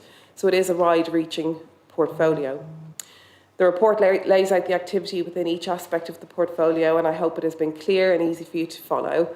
I don't intend to go into the detail of the report at this point, but obviously I'm here to answer your questions. All I would ask is, as you ask them, as I'm working off paper, if you could give me the reference number for that your question relates to, that would be really helpful. Thank you. Councillor, thank you. Has anyone got any questions? Councillor Wilson. Thank you. It relates to, it's page 169, and it's the table at the top, which is section 2.4.1 on the gender pay gap. And it looks like a really remarkable improvement over a short time, which I think feel quite proud of that. I think that's what our residents told us they wanted. They wanted more equality at work, and that's why they voted for us, I think. So I'm just wondering how that compares with other councils and the progress that we were expecting to make. Thanks. Thank you, Councillor Wilson, for your question. It's a really important one, and I can remember sitting here the last time speaking about the gender pay gap and how I really wanted to see an improvement in that. And we do have an improvement. But I will be completely honest with you, we have a way to go, because we are still, the gap is still greater than in other local authority bodies. So, for example, Surrey County Council, their mean is 8.38 and their median is 8.82. So we still have a gap to bridge. But thank you for your comments.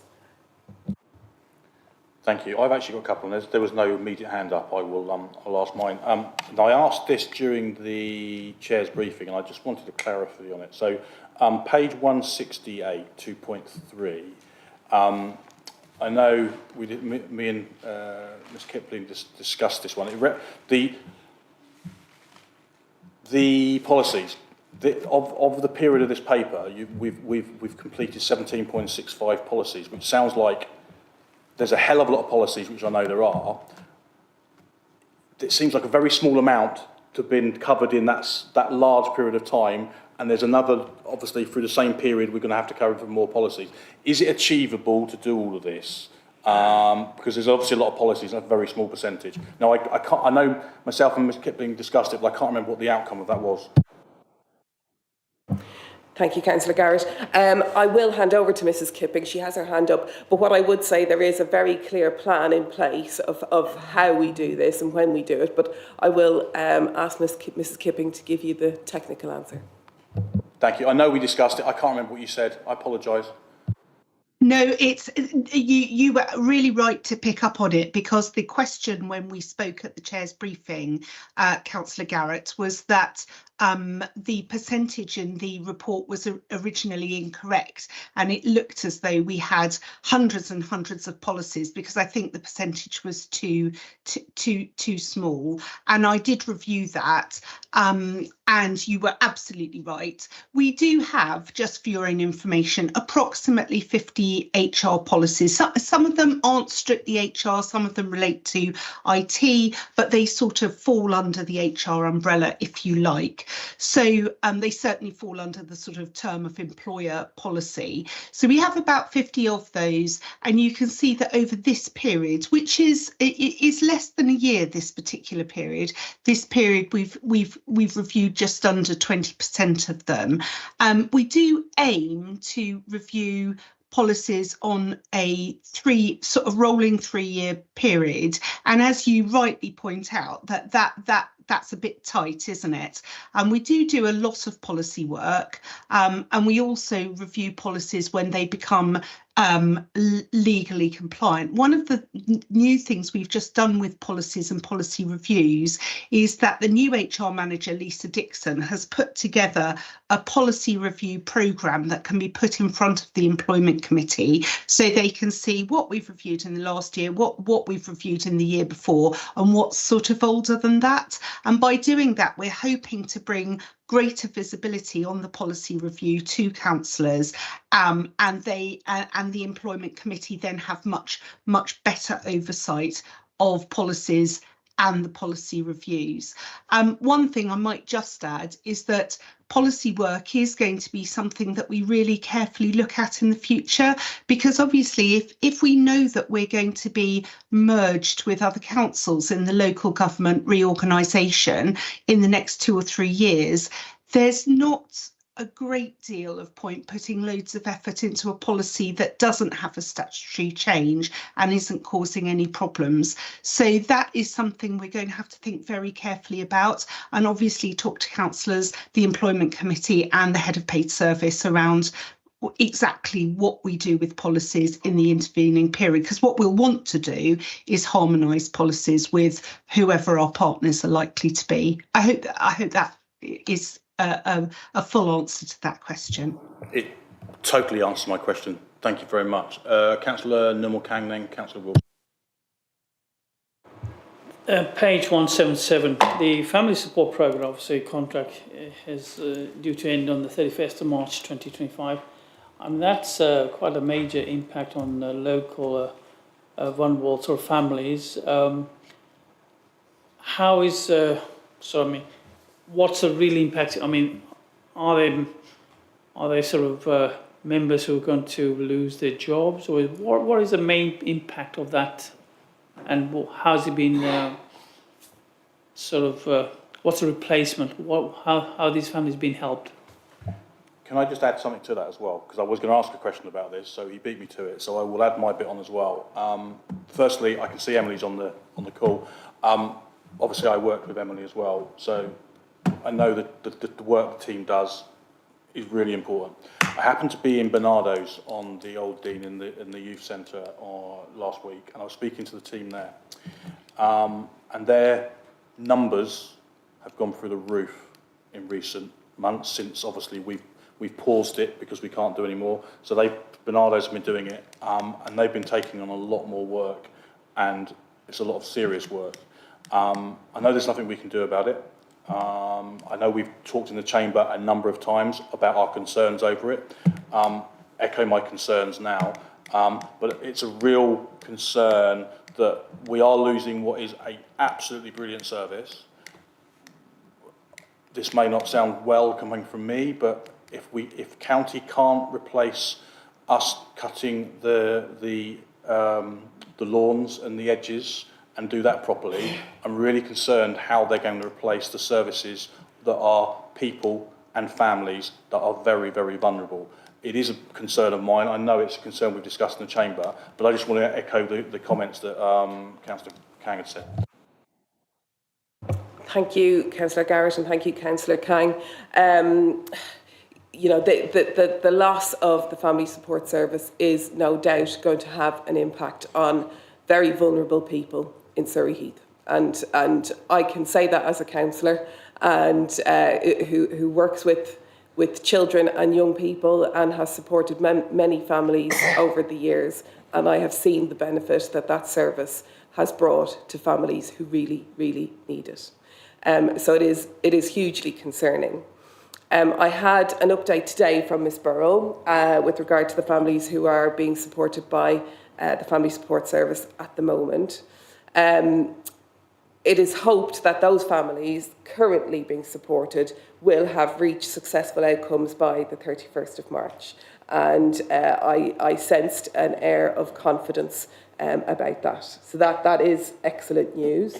Any that do require further support will then be referred into the CSPA, which is the Children's Single Point of Access, and they'll go through a triage process and then will be hopefully supported by the new team at Surrey County Council.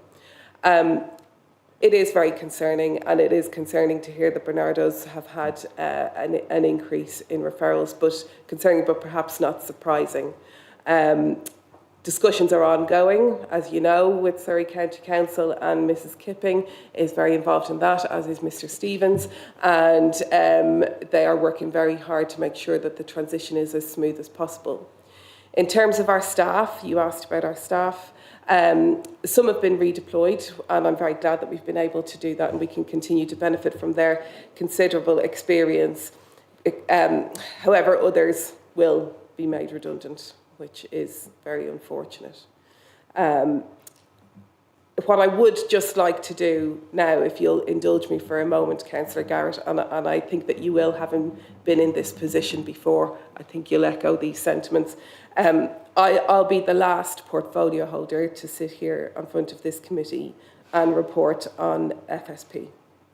And I would like to take that opportunity to thank Miss Burrell and all the members of the team and the ones that have worked for the team previously for their service to Surrey Heath and to the most vulnerable people that we have here, our children and our young people who really need their support.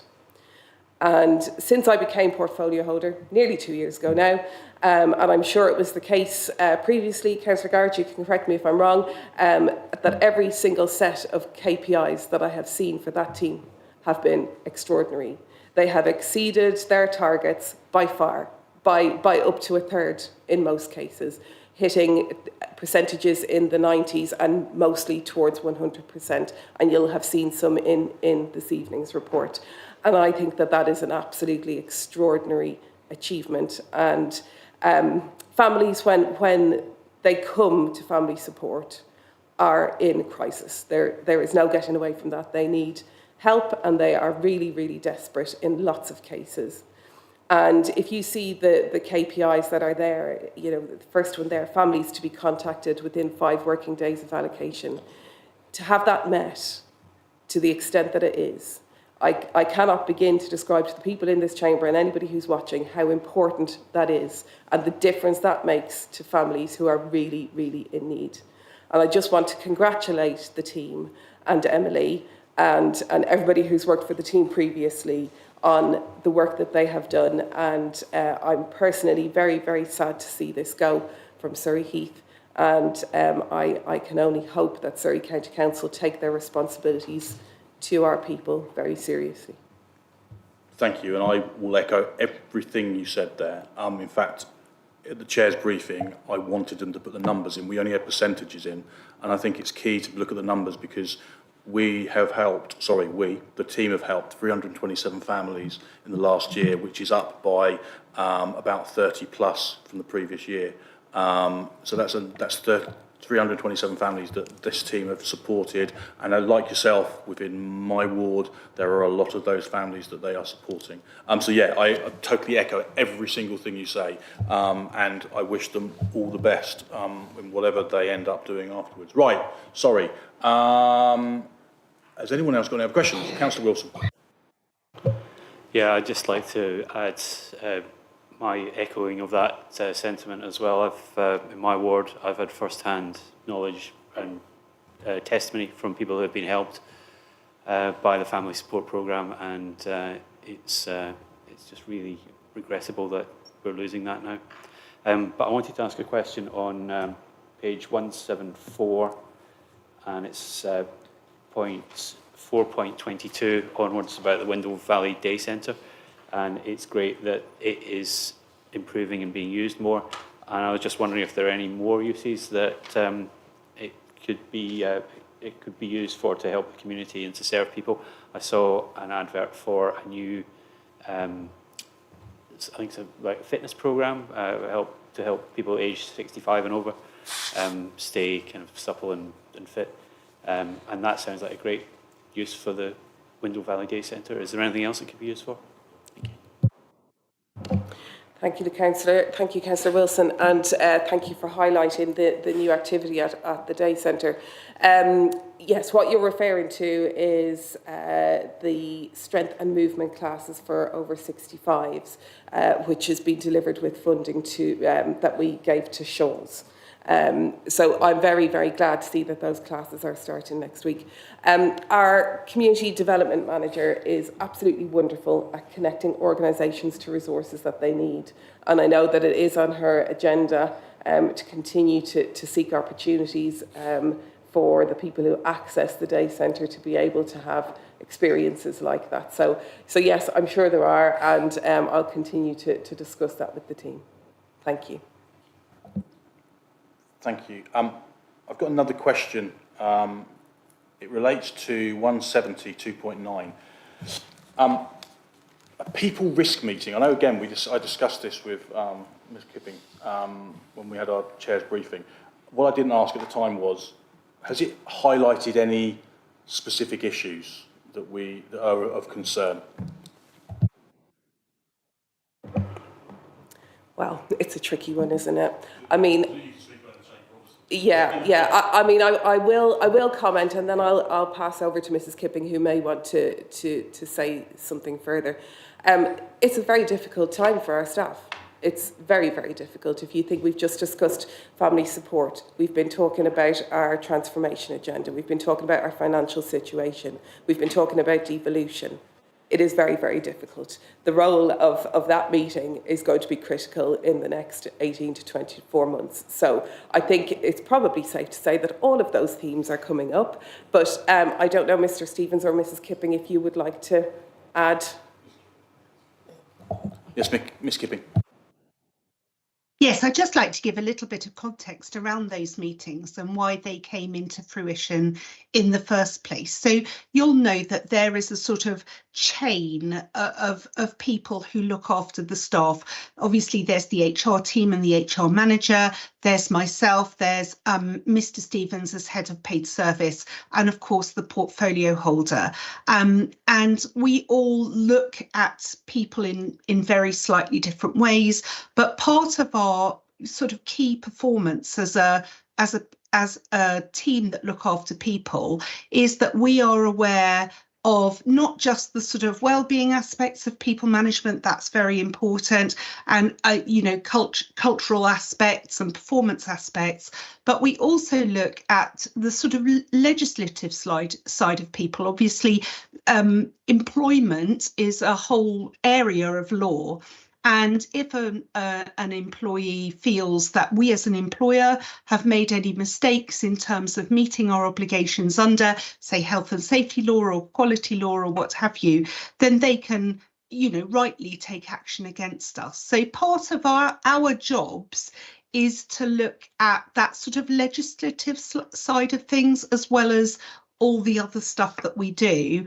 And what happened, and the reason why we started a people risk meeting in the first place, is that what we were finding was the sort of sharing of intelligence around risk wasn't as good as it could be. It was informal and a bit haphazard. And what happened was we had one or two very serious cases involving staff that we hadn't shared information on, and so we started the people risk meeting. We developed a sort of agenda that looks at agency and consultancy spend, that looks at capability, disciplinary, grievances, failures of probation, staff that are accused of a criminal act, and various other aspects that might be legislative, and we discussed those on a monthly basis. And the purpose of that is to make sure that we have a shared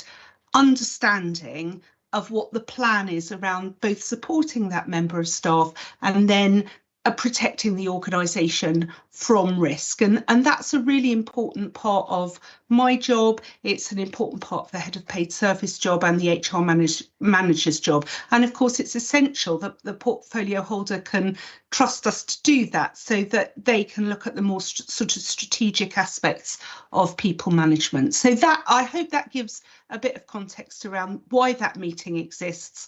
And it was specifically because we found that a couple of things have fallen through the gaps that just were not acceptable to me. Thank you. That answers my question. Thank you very much. Councillor Mavagan. Sorry. Could I ask the portfolio holder, do we have a risk register? Because normally organizations do have risk registers, and that's within the management team. I don't know whether the management team has one. Yes, we do. I like the short ones. Okay. If no one's got a burning question, I'm conscious of the time, and no one's waving at me frantically. So, we've given you a good old time as well, and we've even finishing early. So, thank you for your time as well. Thank you for the team for pulling that together. Okay, so that means the last thing left is the work programme. As I alluded to, we discussed it. Councillor Wilson was here when we were talking about it. There's the question from Miss Bainbridge to move forward the transformation to the March paper. It was in the February meeting. it's a weighty bit of work from what I can understand. So it would make sense to obviously look at it as soon as possible. Councillor Wilson. Yeah, I totally agree. It's obviously something that's going to change the council fundamentally, and we've not really seen it yet. So the sooner we can get it, the better. Yeah. So unless anybody's got any major issues with that, I suggest we move it, which will mean I've suggested we move one of the portfolios, which is either development, property and development, or net zero. Eddie informs me we haven't seen property and development here for probably 18 months, yeah? So I'm going to suggest that one, but I will let the officers fight it out to see who wants the slot in May. Has anyone else got any other comments reference to the forward plan? Brilliant. In which case, thank you for your time this evening. Thank you for reading the papers and your questions, and have a good evening for what's left of it. Thank you.